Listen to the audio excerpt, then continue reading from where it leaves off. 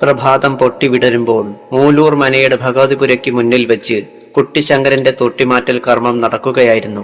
പ്രഭാതത്തിനു മുമ്പുള്ള കുളിയും കഴിഞ്ഞ് നെറ്റിയിൽ ഭസ്മചന്ദന കുറിയും അണിഞ്ഞ് തോളിൽ പട്ട് മടക്കിയിട്ട് ഒരു യാത്രയ്ക്ക് തയ്യാറായി തലയുയർത്തി നിന്നു കുട്ടിശങ്കരൻ. അവന് എന്താ ഒരു സന്തോഷം! ഭവത്രാതൻ നമ്പൂതിരി ആചാരമുറപ്രകാരമുള്ള കർമ്മങ്ങളെല്ലാം നടത്തിയാണ് കുട്ടിശങ്കരനെ നീലിമംഗലത്തെ ഇളയ തമ്പുരാൻ രാമവർമ്മന്റെ കൈകളിൽ തോട്ടി നൽകി കുട്ടിശങ്കരന്റെ വിൽപ്പന കർമ്മം നിർവഹിച്ചത്. മൂലൂർ മനയ്ക്കുള്ളിൽ പുറത്തുമായി നീലിമംഗലത്തെ കരുത്തരായ അനുയായികൾ വട്ടമിട്ടു നിന്നിരുന്നു.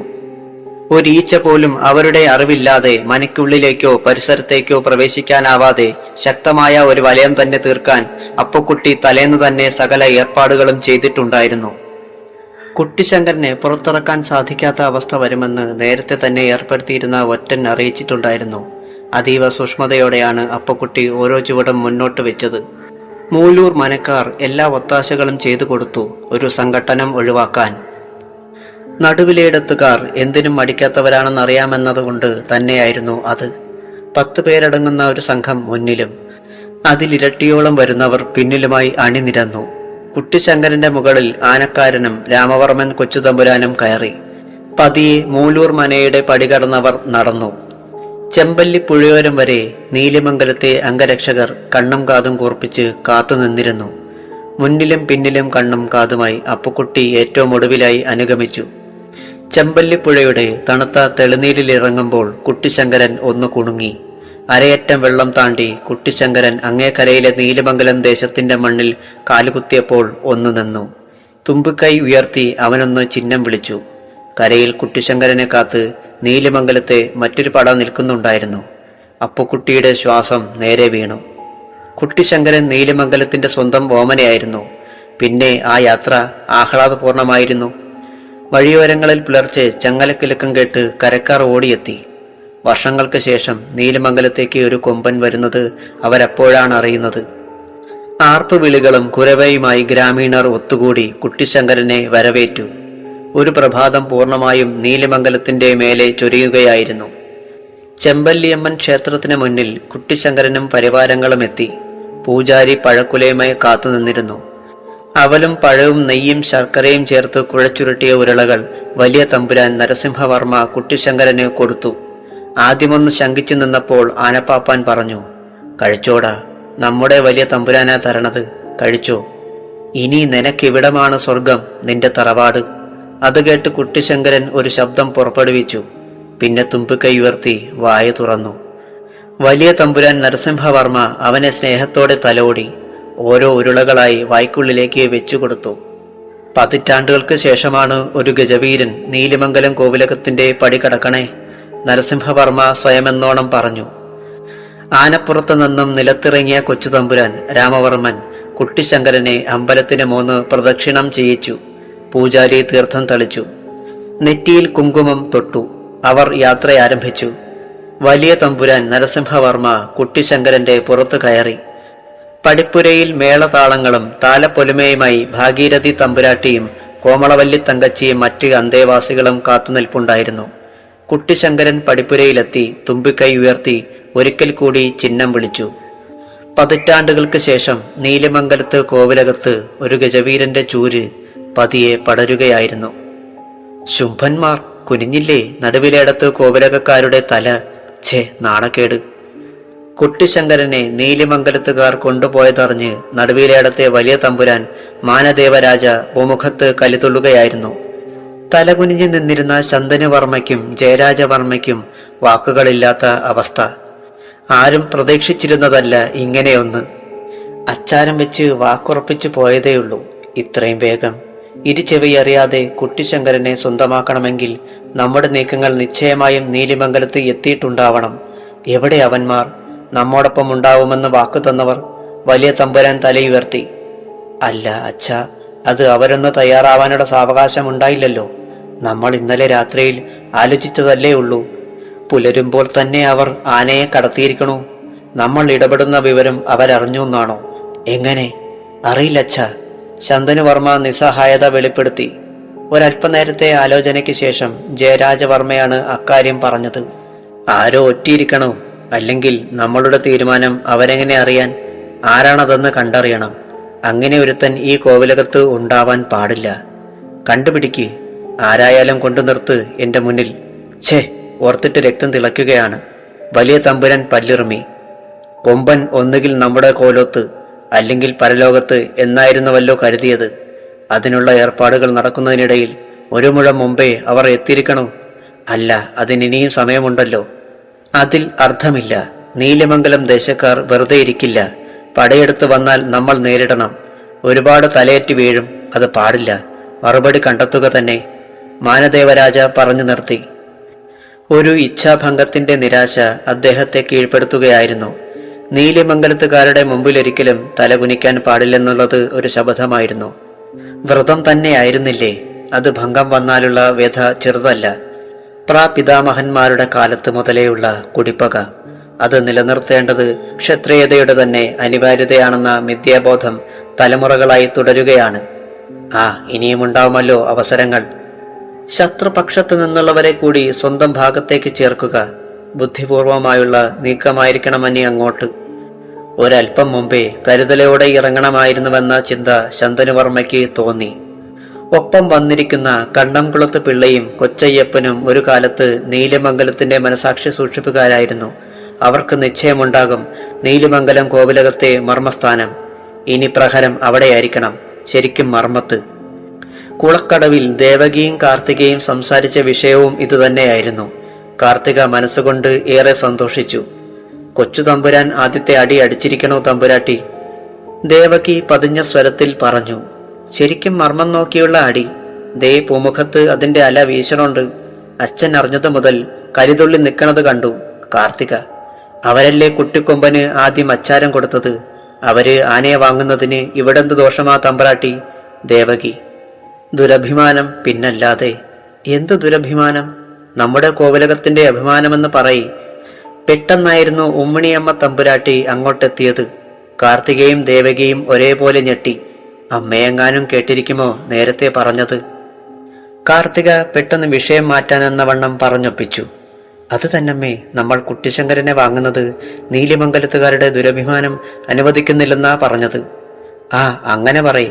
പരമ്പരയായുള്ള ക്ഷാത്രമാണിത്. അച്ഛൻ തമ്പുരാനെ സഹിക്കോ ഇത്? ആ മൂലൂരില്ലത്തെ മൂത്ത തിരുമേനി തീപ്പെട്ടു പോയതാ പറ്റിയത്. അല്ലെങ്കിൽ അദ്ദേഹം കുട്ടിശങ്കരനെ ഇവിടത്തെ കൊട്ടിലിൽ കൊണ്ടു നിർത്തുമായിരുന്നു, അമ്മ പറഞ്ഞു. അതിനിണങ്ങും വിധം കാർത്തികയും ഒത്തുചേർന്നു. പാവം തിരുമേനി, ഇത്തിരി നേരത്തെ ഇതായിക്കൂടായിരുന്നോ? നമുക്കൊരു നാലാമത്തെ കൊമ്പൻ നഷ്ടമായില്ലേ അമ്മേ? കാർത്തികയുടെ ചോദ്യം കേട്ട് ദേവകി ഉള്ളിൽ ചിരിയമർത്തി. അച്ഛൻ തമ്പുരാൻ വെറുതെ ഇരിക്കോ? നല്ല ലക്ഷണമൊത്തൊരു കൊമ്പനെ ഈ കോലത്ത് എത്തിക്കില്ലേ? നിന്റെ പുടമുറിക്ക് സ്ത്രീധനമായി തന്നു വിടാനാ കൊണ്ട്? കാർത്തിക ഉള്ളിന്റെ കോണിൽ ചിരി ഒളിപ്പിച്ചുകൊണ്ട് ഇങ്ങനെ ചോദിച്ചു. ആ കോവിലകത്ത് വേറെ ഒരു കൊമ്പനുണ്ടെങ്കിൽ നമ്മൾ കൊടുക്കുന്നത് അധികമാവൂലേ അമ്മേ? അവർക്കതൊരു അന്തസ്സല്ലേ? മംഗലം കഴിഞ്ഞെത്തുന്ന തമ്പുരാട്ടിക്ക് സ്ത്രീധനമായൊരു കൊമ്പൻ കൂടുള്ളത്. വരാൻ പോകുന്നത് പേരെടുത്ത കോവിലകത്ത് നിന്ന് തന്നെ. കണ്ടോ, 2 നാൾ കഴിഞ്ഞ്. അമ്മ തമ്പുരാട്ടി അത്രയും കൂടെ പറഞ്ഞിട്ടാണ് കുളക്കടവിലേക്ക് ഇറങ്ങിയത്. അപ്പറഞ്ഞത് കേട്ട് ദേവകി കാർത്തികയെ ഒന്ന് നോക്കി. കാർത്തിക ദേവകിയെയും.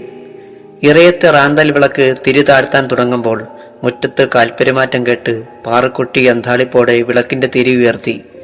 ഇരുട്ടിൽ നിന്ന് വെട്ടത്തേക്ക് നടന്നെടുത്ത 2 പേരെ കണ്ട് പാറുക്കുട്ടിയൊന്ന് നടുങ്ങി. പാറുക്കുട്ടി ഉറങ്ങിയില്ല അല്ലേ? സന്തോഷം. ശബ്ദം കേട്ടപ്പോൾ ആളെ മനസ്സിലായി. കണ്ടംകുളത്ത് പിള്ളை അദ്ദേഹം, ഒപ്പം കൊച്ചയ്യപ്പൻ അങ്ങുന്നും. ദേശം കടത്തിയവർ. ഈ ദേശത്ത് കാലുകുത്തിയാൽ അന്നേരം കഴുത്തിൽ തലയുണ്ടാവില്ല. ഇവരെന്തിനിപ്പോൾ ഈ നേരത്ത് ഇങ്ങോട്ട് വന്നിരിക്കണു? എന്റെ ചെമ്പല്ലി അമ്മേ, ആരായത്? എന്താ ഈ പാതിരാത്രിയില്? അവൾ വാക്കുകൾ പരതുകയായിരുന്നു. ഒക്കെ വിശദമായിട്ട് പറയാം, വാ അകത്തിരിക്കാം. കണ്ടംകുളത്ത് പിള്ള ഇറയത്തേക്ക് കയറി. പരിഭ്രമത്തോടെ പാറക്കുട്ടി നിന്ന് പരുങ്ങി. ഈ രാത്രിയില് അങ്ങൊന്നേ, അടിയന് പേടിയാവണോ? പാറക്കുട്ടിയുടെ ശബ്ദത്തിനൊരു പതറിച്ച. തള്ളാനും കൊള്ളാനുമാവാത്ത നിലയിലായി അവൾ. ഒരുപാട് സഹായിച്ചയാളാണ് പിള്ളை അദ്ദേഹം. എന്ത് ഫലം? എല്ലാം നഷ്ടപ്പെട്ടില്ലേ? അയാൾക്ക് തന്റെ ദേഹം മേയാൻ വിട്ടുകൊടുത്തത് മിച്ചം.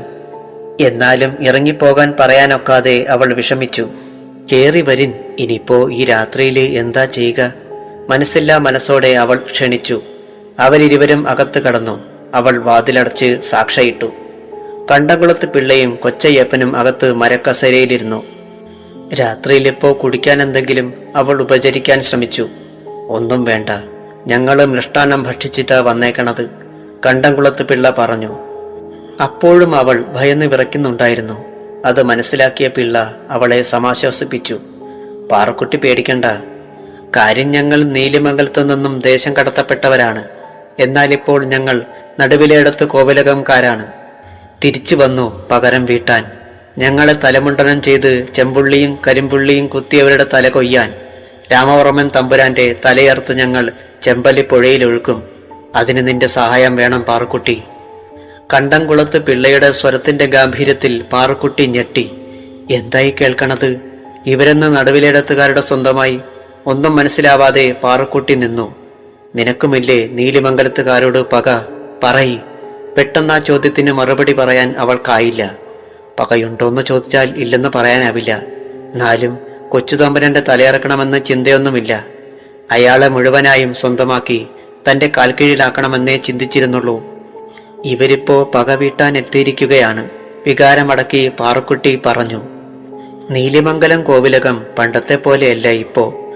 ഒരുപാട് മാറിയിരിക്കണോ? ഒരുപ്പ് നിലം ഇരുപ്പ് നിലമാക്കി. തരിശു കിടന്ന സ്ഥലമെല്ലാം വെട്ടിത്തെളിച്ച് കൃഷി ഇറക്കി. പാട്ടത്തുക കണക്ക് പറഞ്ഞ് പിരിച്ചെടുത്തു. എന്തിന്? ദാണ്ടെ ഒരു കൊമ്പനാനയെ തന്നെ വിലയ്ക്ക് വാങ്ങിച്ചു. ഒക്കെയും ആ അപ്പുക്കുട്ടി തണ്ടാന്റെ മിടുക്ക അങ്ങുന്നേ. പാറക്കുട്ടിയുടെ വാക്കുകൾ രണ്ടുപേരും കേട്ട് മിഴിച്ചിരുന്നു പോയി. ഒരു നിമിഷം അവൾ തുടർച്ചയെന്നോണം പറഞ്ഞു. പണിക്കാരും അഭ്യാസികളുമായി തെക്ക് നിന്ന് നല്ല തടിമിടുക്കന്മാരെയാണ് കൊണ്ടുവന്ന് തിറ്റിപ്പോറ്റണത്. ഒരു ഉറുമ്പിനെ പോലും അങ്ങോട്ട് അത്ര വേഗത്തിൽ ചെല്ലാനൊക്കത്തില്ല. കണ്ടംകുളത്ത് പിള്ള അത് കേട്ടൊന്ന് നടുങ്ങിയോ? കൊച്ചയ്യപ്പൻ അവളെയൊന്ന് നോക്കി. കുട്ടിശങ്കരനെ കൂട്ടിപ്പോന്നോ കോലോത്തേക്ക്? കണ്ടംകുളത്ത് പിള്ളയുടെ ശബ്ദമൊന്നിടറി. ആ, ഒരു ഉത്സവം തന്നെയല്ലായിരുന്നോ ഇന്നലെ? പാറക്കുട്ടി പറഞ്ഞു. ഒരു പ്രഹരമേറ്റതുപോലെയായി കണ്ടംകുളത്ത് പിള്ള. കുട്ടിശങ്കരനെ വേണമെങ്കിൽ വകവരുത്താൻ തന്നെ ചട്ടം കെട്ടാനുള്ള ഒരുക്കത്തിലായിരുന്നുവല്ലോ പറപ്പള്ളി ബീരാനെ വെച്ച്. അത് പൊളിഞ്ഞിരിക്കുന്നു. കൊച്ചയ്യപ്പൻ വിഷയം മാറ്റാനെന്ന വണ്ണം പറഞ്ഞു. നീ ഞങ്ങൾക്കൊപ്പം നിൽക്കുമോ? അതാ അറിയേണ്ടത്. പാറക്കുട്ടിക്ക് പെട്ടെന്ന് ഉത്തരം പറയാനാവാതെ നിന്നു. ഞങ്ങൾക്കൊപ്പം കൂടിയാലെ കൊണ്ട് നിനക്ക് വലിയ ഗുണമുണ്ടാവും. നീലിമംഗലം കോവിലകത്തെ കുളം തോണ്ടും ഞങ്ങൾ. രാമവർമ്മയോട് പകരം വീട്ടണം. എന്താ പറ്റുമോ? കൊച്ചയ്യപ്പൻ ഒന്ന് കടുപ്പിച്ച് തന്നെ അങ്ങ് ചോദിച്ചു. പാറക്കുട്ടി അയാളെ ഒന്ന് നോക്കി. എന്തോ ബലത്ത കാര്യമായിട്ടായിരിക്കണമല്ലോ ഇവരുടെ ഈ രാത്രിയിലെ വരവ്. ഗുണമുള്ളത് വല്ലതുമാണോന്നറിയാനൊരു മോദമുദിച്ചു പാറക്കുട്ടിക്ക്. അറിയാനുള്ള ആഗ്രഹത്തോടെ അവൾ സ്വരമൊന്ന് മയപ്പെടുത്തിക്കൊണ്ട് ചോദിച്ചു. അവരിലേക്കൊന്നടുത്തു എന്ന മട്ടിൽ. എങ്ങനെ പകരം വീട്ടണമെന്നാണ് അങ്ങുന്നമാര് പറയണത്? പറയാം, കേട്ടോളൂ. രാമവർമ്മൻ തമ്പുരാൻ തേവലശ്ശേരി കോലത്തു നിന്നും മംഗലം കഴിക്കാനെ കൊണ്ടുള്ള പുറപ്പാടാ. നീലിമംഗലം കോലത്തിന്റെ രണ്ടിരട്ടി വലിപ്പമാ തേവലശ്ശേരിക്കാർക്ക്. രണ്ട് കോവിലകങ്ങളും ഒന്നായി കഴിഞ്ഞാൽ പിന്നെ ഈ ദേശം തന്നെ അവരുടേതാവും. ആ മംഗലം നമ്മൾ മുടക്കണം. അതിന് നീ ഞങ്ങൾക്കൊപ്പം കൂടിക്കോ. നല്ലൊരു സംഖ്യയും പണ്ടങ്ങളും ഞങ്ങള് നടുവിലേടത്തു നിന്നും നിനക്ക് വസൂലാക്കി തന്നോളാം. അത് കേട്ട വശം പാറക്കുട്ടിയുടെ ചങ്കിലൊരു സൂചിമുന തറച്ചതുപോലെ. കൊച്ചുതമ്പുരാന്റെ മംഗലമോ? അയാളെ തന്റെ പാട്ടിലാക്കാനെ കൊണ്ടുള്ള പ്രയത്നം മുഴുവൻ ഇല്ലാതാവുമോ? കാത്തിരിപ്പിന് ഫലമില്ലാണ്ടാവുമോ? കൂടോത്രം ചെയ്യിച്ചതും ചെമ്പല്ലിയമ്മൻ തിരുനടയിലെ കുളിച്ചു തൊഴലുമെല്ലാം ഫലമില്ലാതാവുമോ? മനസ്സൊന്നുണർന്നു പാറക്കുട്ടിയുടെ. കൊച്ചുതമ്പുരാൻ കയ്യിന്ന് വഴുതി പോകാൻ വിട്ടുകൂടാ. അയാളെ തന്റെ കാൽക്കീഴിൽ കൊണ്ടുവരണം. ആ മംഗലം നിർത്തേണ്ടത് തന്റെ കൂടി ആവശ്യമാണല്ലോ. പാറക്കുട്ടിയുടെ മുഖമൊന്ന് തെളിഞ്ഞു. എണ്ണവിളക്കിന്റെ അരണ്ട വെളിച്ചത്തിൽ പാറുവിന്റെ മുഖത്തെ തെളിച്ചം അവർ കണ്ടുപോ. പാറക്കുട്ടി അവരുടെ മുന്നിൽ നിലത്ത് കൈതോല തടുക്ക് വലിച്ചിട്ട് അതിൽ ചടഞ്ഞിരുന്നു. വിളക്കിന്റെ തിരി ഒരൽപ്പം കൂടി പൊക്കിവെച്ചു. തമ്പുരാൻ ഉത്തരവിട്ടാലും അടിയനുണ്ടല്ലോ. ആ രാവിൽ നീലിമംഗലത്തെ ചാവടിപ്പുരയിൽ രാമവർമ്മനും അപ്പുക്കുട്ടിയും ഗൗരവമുള്ള ചില കാര്യങ്ങൾ ആലോചിക്കുകയായിരുന്നു. അപ്പുക്കുട്ടിയുടെ വാക്കുകൾ രാമവർമ്മന് ധൈര്യം പകർന്നു. ഇതുവരെയുള്ള നീക്കങ്ങൾ ഒക്കെ വിജയിക്കുമായിരുന്നുവല്ലോ. ഒക്കെയും അപ്പുക്കുട്ടിയുടെ മനക്കരുത്തും ബുദ്ധികൂർമ്മതയും കൊണ്ടു തന്നെ. നീലിമംഗലം കോവിലകമാകെ യശസ്സിലേക്കും ശക്തിയിലേക്കും പെട്ടെന്ന് തന്നെ ഉയർന്നിരിക്കുകയാണ്. തലകൊയ്യാൻ കൊണ്ടു നിർത്തിയ കീഴാളനായ ഒരു യുവാവ്. അവനിന്ന് കോവിലകത്തിന്റെ തന്നെ പടനായകനായിരിക്കുന്നു. കുട്ടിശങ്കരനും കൂടെ എത്തിയതോടെ കാര്യങ്ങൾ പുതിയ വഴിത്തിരിവിലെത്തി നിൽക്കുകയാണ്. അടുത്ത നാൾ തന്നെ തേവലശ്ശേരി കോവിലകത്തേക്ക് മംഗലമുറപ്പിക്കാനായി കോലത്തു നിന്നും പുറപ്പെടാനുള്ള ആജ്ഞ വലിയ തമ്പുരാൻ കൽപ്പിച്ചു കഴിഞ്ഞിരിക്കണു. വാക്കുറപ്പിക്കൽ നടന്നാൽ പിന്നെ കാര്യങ്ങൾ കൈവിട്ടു പോകും. മംഗലം നടക്കാൻ പാടില്ല. നേരത്തെ തന്നെ തേവലശ്ശേരിയിൽ വിവരമെത്തിക്കണം. അവരെ ഇതിൽ നിന്നും സ്നേഹപൂർവ്വം പിന്തിരിപ്പിക്കണം. അത്രേ വേണ്ടൂ അപ്പുക്കുട്ടി. ഒരു തീരുമാനമെന്നോണം രാമവർമ്മൻ പറഞ്ഞു. അടിയൻ ഏറ്റിരിക്കണു. എലയ്ക്കും ഉള്ളിനും കേടില്ലാണ്ട് തന്നെ ഇക്കാര്യം സാധിച്ചെടുത്തിരിക്കും. വാക്ക്. അപ്പുക്കുട്ടിയുടെ ധീരതയിൽ രാമവർമ്മന് അത്ഭുതം. രാമവർമ്മൻ അപ്പുക്കുട്ടിയെ മുഖമുയർത്തി നോക്കി. എങ്ങനെയെന്ന മട്ടിൽ. അത് മനസ്സിലാക്കിയ അപ്പുക്കുട്ടി അല്പം കടുത്ത സ്വരത്തിൽ പറഞ്ഞു, 2 നാൾക്കുള്ളിൽ തമ്പുരാനെ വിവരം തന്നോളാം. അനുകൂലമായി തന്നെ. അതിനുള്ള ഒരുക്കങ്ങൾ അടിയൻ തുടങ്ങിയിരിക്കണു. അറിയാം അടിയന് വരാൻ പോണ ആപത്തെന്തെന്ന്. പൊന്നിൻ കുടമായ നടുവിലേടത്ത് റാണിയല്ലാതെ മറ്റാരും ഈ കോലത്തെ പടികടന്ന് വരൂല തമ്പുരാനെ. മംഗലക്കോലത്തിന് അടിയൻ ഉറപ്പു തരണു. എങ്ങനെയെന്ന് രാമവർമ്മൻ ചോദിച്ചില്ല. കരുത്തനായ അപ്പുക്കുട്ടിയുടെ വാക്കുകൾ വെറുതെയാവില്ല. കുട്ടിശങ്കരനെ കോലോത്തേക്ക് കൊണ്ടുവരുന്നതിൽ അപ്പുക്കുട്ടിയുടെ തന്ത്രമില്ലായിരുന്നെങ്കിൽ നടന്നിരിക്കില്ല. ഇവിടെ എന്താവും അപ്പുക്കുട്ടിയുടെ തന്ത്രമെന്നറിയില്ല.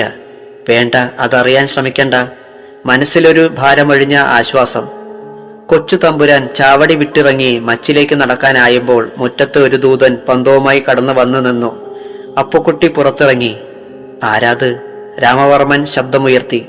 അടിയൻ കുഞ്ചുവാണേ. മനസ്സിലായി. അഭ്യാസികളൊരുവൻ, തെക്കു നിന്നെത്തിയവൻ. അപ്പുക്കുട്ടിയാണ് പിന്നെ ചോദിച്ചത്. ഈ പാതിരാത്രിക്ക് എന്താടാ അറിയിക്കാനുള്ളത്? അപ്പുക്കുട്ടിയുടെ ശബ്ദമുയർന്നു. കുഞ്ചു വന്ന് പരുങ്ങി കൊച്ചു തമ്പുരാനെ നോക്കി. അറിയിച്ചോളൂ, എന്താ വിവരം? പറഞ്ഞോ കുഞ്ചൂട്ടി. അപ്പുക്കുട്ടിയുടെ വാക്കിനായി കുഞ്ചു നിൽക്കുകയായിരുന്നു. ഇക്കരയെന്ന് ദേശം കടത്തിയ 2 പേര് പാറക്കുട്ടിയുടെ വീട്ടിൽ എത്തിയിരിക്കണോ? കുഞ്ചുവിന്റെ വാക്കുകേട്ട് അപ്പുക്കുട്ടിയും കൊച്ചു തമ്പുരാനും ഒരുപോലെ തലയുയർത്തി. പൂമുഖത്ത് നാടുവാഴി പ്രഭുവിന്റെ സകല ഗാംഭീര്യത്തോടും കൂടി മാനദേവരാജ സിംഹാസനത്തിലാസനസ്ഥനായി. തൊട്ടരികിൽ തമ്പുരാട്ടിമാരുടെ തമ്പുരാട്ടിയുടെ തലയെടുപ്പോടെ ഉമ്മിണിയമ്മ തമ്പുരാട്ടി, മക്കൾ ശന്തനുവർമ്മ, ജയരാജവർമ്മ, ഭാര്യമാർ, മക്കൾ എന്നിവരും സമ്മേളിച്ചിരുന്നു.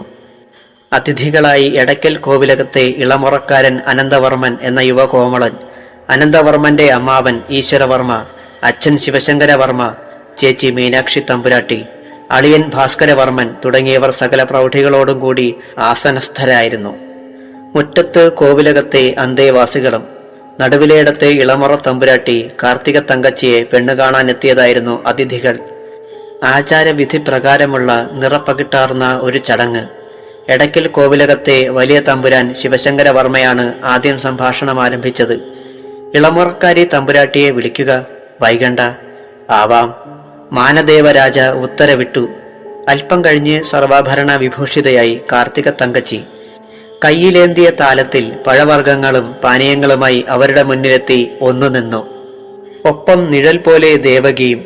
കാർത്തിക തങ്കച്ചി തലയുയർത്തി കൂസലൊന്നുമില്ലാതെ എല്ലാവരെയും ഒന്ന് നോക്കി, പ്രത്യേകിച്ച് അനന്തവർമ്മനെയും. അനന്തവർമ്മന്റെ കണ്ണുകൾ കാർത്തിക തങ്കച്ചിയുടെ മേനിയിൽ തത്തിക്കളിച്ചു.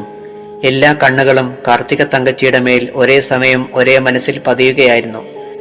ആചാരപ്രകാരം തന്നെ കാർത്തിക തങ്കച്ചി താലം ആനക്കൊമ്പിന്റെ കാലിൽ തീർത്ത ചെറിയ വട്ടമേശമേൽ വെച്ചു. പിന്നെ നിവർന്ന് ഒന്ന് മാറി നിന്നു. എല്ലാ കണ്ണുകളും പറിച്ചെടുക്കാനാവാത്ത അവസ്ഥയിൽ കാർത്തികയുടെ മേനിയിലുടക്കി നിന്നു പോയിരുന്നു. തേനും ശർക്കരയും ചേർത്ത ചെറുനാരങ്ങ നീര് പകർന്ന വെള്ളിപ്പാത്രം ആദ്യമായി അനന്തവർമ്മന് നേർക്ക് കാർത്തിക നീട്ടി. അത് വാങ്ങുമ്പോൾ അനന്തവർമ്മന്റെ വിരലുകൾ വിറയാർന്നിരുന്നു. അനന്തവർമ്മൻ ആകെ പരവേശത്തിലായിരുന്നു. കാർത്തികയുടെ കണ്ണുകളിൽ തോന്നിയത് രാമവർമ്മന്റെ രൂപമായിരുന്നു അനന്തവർമ്മനിൽ അന്നേരം. കാർത്തികയുടെ ചുണ്ടുകൾക്കിടയിൽ ഒരു പുഞ്ചിരി എത്തിനോക്കിയോ. എല്ലാവർക്കും ലഘുപാനീയം. ഒരു വല്ലാത്ത നിശബ്ദത അവിടെയാകെ ആവരണമായതുപോലെ. ആ നിശബ്ദതയെ ഭേദിച്ചത് എടയ്ക്കൽ കോവിലകത്തെ വലിയ തമ്പുരാൻ ശിവശങ്കരവർമ്മയുടെ ശബ്ദമായിരുന്നു. പൊടമുറുക്കി നാളു കുറുക്കിയേ വേണ്ടൂ ഇനി. ആരും ശബ്ദിച്ചില്ല. ശബ്ദിക്കാൻ ആർക്കും ആയില്ല. ജാതകം ഒത്തുനോക്കിയതിൽ ഉത്തമം. 7 പൊരുത്തവും. നാളും നേരവും കുറിച്ചാൽ മംഗലം. എന്താ ആയിക്കൂടെ? ശിവശങ്കരവർമ്മയുടെ ശബ്ദം മാത്രം ഉയർന്നു നിന്നു. അല്പനിമിഷങ്ങൾ ഘനീഭവിച്ചതുപോലെ. ശന്തനുവർമ്മയാണ് അത് ഭേദിച്ചത്. ഇളമുറക്കാരൻ ഒന്നും പറഞ്ഞില്ല. എല്ലാ കണ്ണുകളും അനന്തവർമ്മന്റെ മുഖത്തേക്ക്. ലജ്ജയോ ഭയമോ ഒക്കെ ചേർന്നൊരു നിറം അനന്തവർമ്മയുടെ മുഖത്ത് പുരണ്ടതുപോലെ. അയാൾ അച്ഛൻ തമ്പുരാന്റെ മുഖത്തേക്ക് ഒന്ന് നോക്കുക മാത്രം ചെയ്തു. നിശബ്ദതയെ ഭേദിച്ചുകൊണ്ട് മാനദേവരാജയുടെ സ്വരമുയർന്നു. അടുത്ത മുഹൂർത്തമേതാ? അന്നു തന്നെ മംഗലം. ഉറപ്പിച്ചിരിക്കണോ? മധുരം കഴിക്കുക എല്ലാവരും. 8 ദിക്കും നടങ്ങുന്നൊരു സംഭവമായിരിക്കും മംഗലം. ആർക്കും ഒന്നും പറയാനില്ലായിരുന്നു. സാവധാനം അക്ഷോഭയായി കാർത്തിക തങ്കച്ചി പതിയെ അകത്തേക്ക് നടന്നു. പിടയ്ക്കുന്ന മനസ്സുമായി ദേവകി പിന്നാലെ നീങ്ങി. മുകളിലത്തെ നിലയിലെ അറയിലെത്തിയപ്പോഴും ദേവകിയുടെ പരിഭ്രമം അടങ്ങിയിരുന്നില്ല. ആഭരണങ്ങൾ ഊരി മാറ്റുന്നതിനിടയിലും അക്ഷോഭയായ കാർത്തികയുടെ ചുണ്ടിലൊരു മന്ദസ്മിതം ഒളിച്ചിരിപ്പുണ്ടായിരുന്നു. എല്ലാം തീരുമാനിച്ചു വലിയ തമ്പുരാൻ. ദേവകി മുരടനക്കി. തീരുമാനിക്കണമല്ലോ. നടുവിലേടത്ത് കോവിലകത്തെ വലിയ തമ്പുരാന്റെ ഇളയ മകളുടെ മംഗലം വേറെ ആരാ തീരുമാനിക്കേണ്ടത്? തമ്പുരാനല്ലാതെ. ആ മറു ചോദ്യം കേട്ട് ദേവകി ഞെട്ടി. ഇതെന്താ കൊച്ചു തമ്പുരാട്ടി തമാശ പോലെ പറയണത്? ആട്ടെ, ഇളമുറക്കാരൻ എങ്ങനെ? കാർത്തികയുടെ ചോദ്യം. ദേവകിക്ക് അത്ഭുതം. അവൾ മുഖമുയർത്തി ചോദിച്ചു, ഇതെന്താ കാര്യമായിട്ടാണോ? കണ്ടില്ലായിരുന്നോ ഇളമുറ തമ്പുരാനെ? കണ്ടു. പക്ഷെ എൻ്റെ കണ്ണിൽ ഞാൻ കണ്ടത് എൻ്റെ കൊച്ചു തമ്പുരാനെ മാത്രമായിരുന്നു. വേറെ ആരെയും ഞാൻ അവിടെ കണ്ടില്ല. അടിയന് ഒന്നും അങ്ങോട്ട് മനസ്സിലാവണില്ല കൊച്ചു തമ്പുരാട്ടി. എന്താ ഈ കേൾക്കണതും കാണുന്നതും? ദേവുമ്മയ്ക്ക് ഒക്കെ വിശദമായി തന്നെ അറിയാൻ കഴിയും താമസിയാതെ. വളരെ ശാന്തയായി ഒരു പരിഭ്രമവുമില്ലാതെയായിരുന്നു കാർത്തിക അത് പറഞ്ഞത്. ദേവകിയുടെ മനസ്സ് അകാരണമായി പിടയുന്നുണ്ടായിരുന്നു. ഇനിയിപ്പോ മംഗലത്തിന്റെ ഒരുക്കങ്ങൾ തുടങ്ങില്ലേ കോലോത്ത്? ദേവകി ചോദിച്ചു. തുടങ്ങണമല്ലോ. അപ്പോ കൊച്ചു തമ്പുരാനെ കൊടുത്ത വാക്ക്?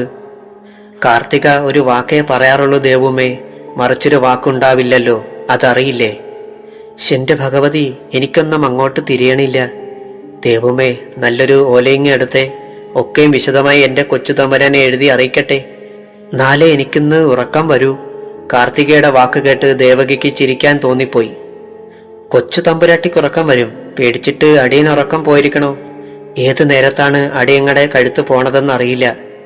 ആരുടെ കഴുത്തും പോവില്ല ദേവുമ്മേ, എൻ്റെ കഴുത്തിൽ തലയുള്ളിടത്തോളം. കൊച്ചു തമ്പുരാന്റെ കഥയറിഞ്ഞാല് അച്ഛൻ തമ്പുരാന്റെ വാള വീഴുന്നത് എൻ്റെ കഴുത്തിലാവും. ആദ്യം അതറിയില്ലേ? കാർത്തികയുടെ ചോദ്യം ദേവകിയെ പിടിച്ചുലച്ചു. എത്രമാത്രം വിഷമം ഉള്ളിലൊതുക്കിയാണ് കൊച്ചു തമ്പുരാട്ടി ഓരോ നിമിഷവും തള്ളി നീക്കണത്. എന്തിനിങ്ങനെ ഒരു ബന്ധത്തിന് ചെന്ന് ചാടിക്കൊടുത്തു എന്നോർത്ത് ദേവകി വിതുമ്മി. വിതുമ്മൽ ഉള്ളിലൊതുക്കി തന്നെ ചോദിച്ചു, ഇത്രയും വലിയൊരു ആപത്ത് കണ്ടോണ്ട് കൊച്ചു തമ്പുരാട്ടി ഇനിയും ഒരു തീരുമാനമെടുക്കാണ്ടിരുന്നാലെ കൊണ്ട്? എന്ത് തീരുമാനമാണ് എടുക്കേണ്ടത്? അത് പറയ് കാർത്തിക. എല്ലാം അങ്ങ് തുറന്ന് കൊച്ചു തമ്പുരാനോട് പറയണം. വരാൻ പോകുന്ന ആപത്തിനെ പറ്റി അദ്ദേഹം എന്തെങ്കിലും ഒരു തീരുമാനമെടുത്താലോ? ഞങ്ങൾ ഒരുമിക്കുക എന്ന തീരുമാനത്തിൽ കവിഞ്ഞ് വേറെന്ത് തീരുമാനമാണ് എടുക്കേണ്ടത്?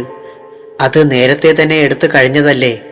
അത് കാരണമുണ്ടാവാനിടയുള്ള ആപത്ത് എന്തെന്നറിയുമല്ലോ അദ്ദേഹത്തിന് മാത്രമല്ല എനിക്കും അറിയാമല്ലോ. എന്നാലും അതുണ്ടാവാതിരിക്കാനെ കൊണ്ടൊരു വഴി, അതിന് ഏക വഴിയേ ഉള്ളൂ. ഞങ്ങൾ രണ്ടാളും മരണം വരെ ഇങ്ങനെ രണ്ടായി തന്നെ കഴിയണം. എന്താ ദേവുമ്മയ്ക്ക് അതിഷ്ടമാണോ? ആ ചോദ്യം ദേവകി തീരെ പ്രതീക്ഷിച്ചതായിരുന്നില്ല. മറുപടി പറയാതിരിക്കാൻ ദേവകിക്കായില്ല. നിങ്ങൾ രണ്ടുപേരും ഒന്നിക്കണമെന്ന് ഏറ്റവും കൂടുതൽ കൊതിച്ചത് അടിയനല്ലേ തമ്പ്രാട്ടി? പിന്നെ ദേവുമ്മയ്ക്ക് എന്തിനീ വേണ്ടാത്ത വിചാരം? ഭയപ്പെടാതിരിക്കുക. കാര്യങ്ങൾ അതിൻ്റെ നേരായ ദിശയിലേക്ക് തന്നെ നീങ്ങുകയാണ്, കാർത്തിക പറഞ്ഞു. ദേവകി പതിയെ നടന്ന് നേരത്തെ തന്നെ കരുതി വെച്ചിരുന്ന ഓലയെടുത്ത് കൊണ്ടുവന്നു. എഴുത്താണിയും കാർത്തികയുടെ നേർക്ക് അത് നീട്ടി. ദേവകിയുടെ ചുണ്ടിലൊരു മന്ദഹാസമോറി നിന്നിരുന്നു. കാർത്തിക ഓല കയ്യിൽ വാങ്ങി. പൊടുന്നനെ അപ്പുക്കുട്ടിയെയും സംഘത്തെയും കണ്ട് പാറക്കുട്ടി ഭയന്നു. ഇവരെന്തിനിപ്പോ ഇങ്ങോട്ട് എഴുന്നേരിക്കണോ ഭഗവതി?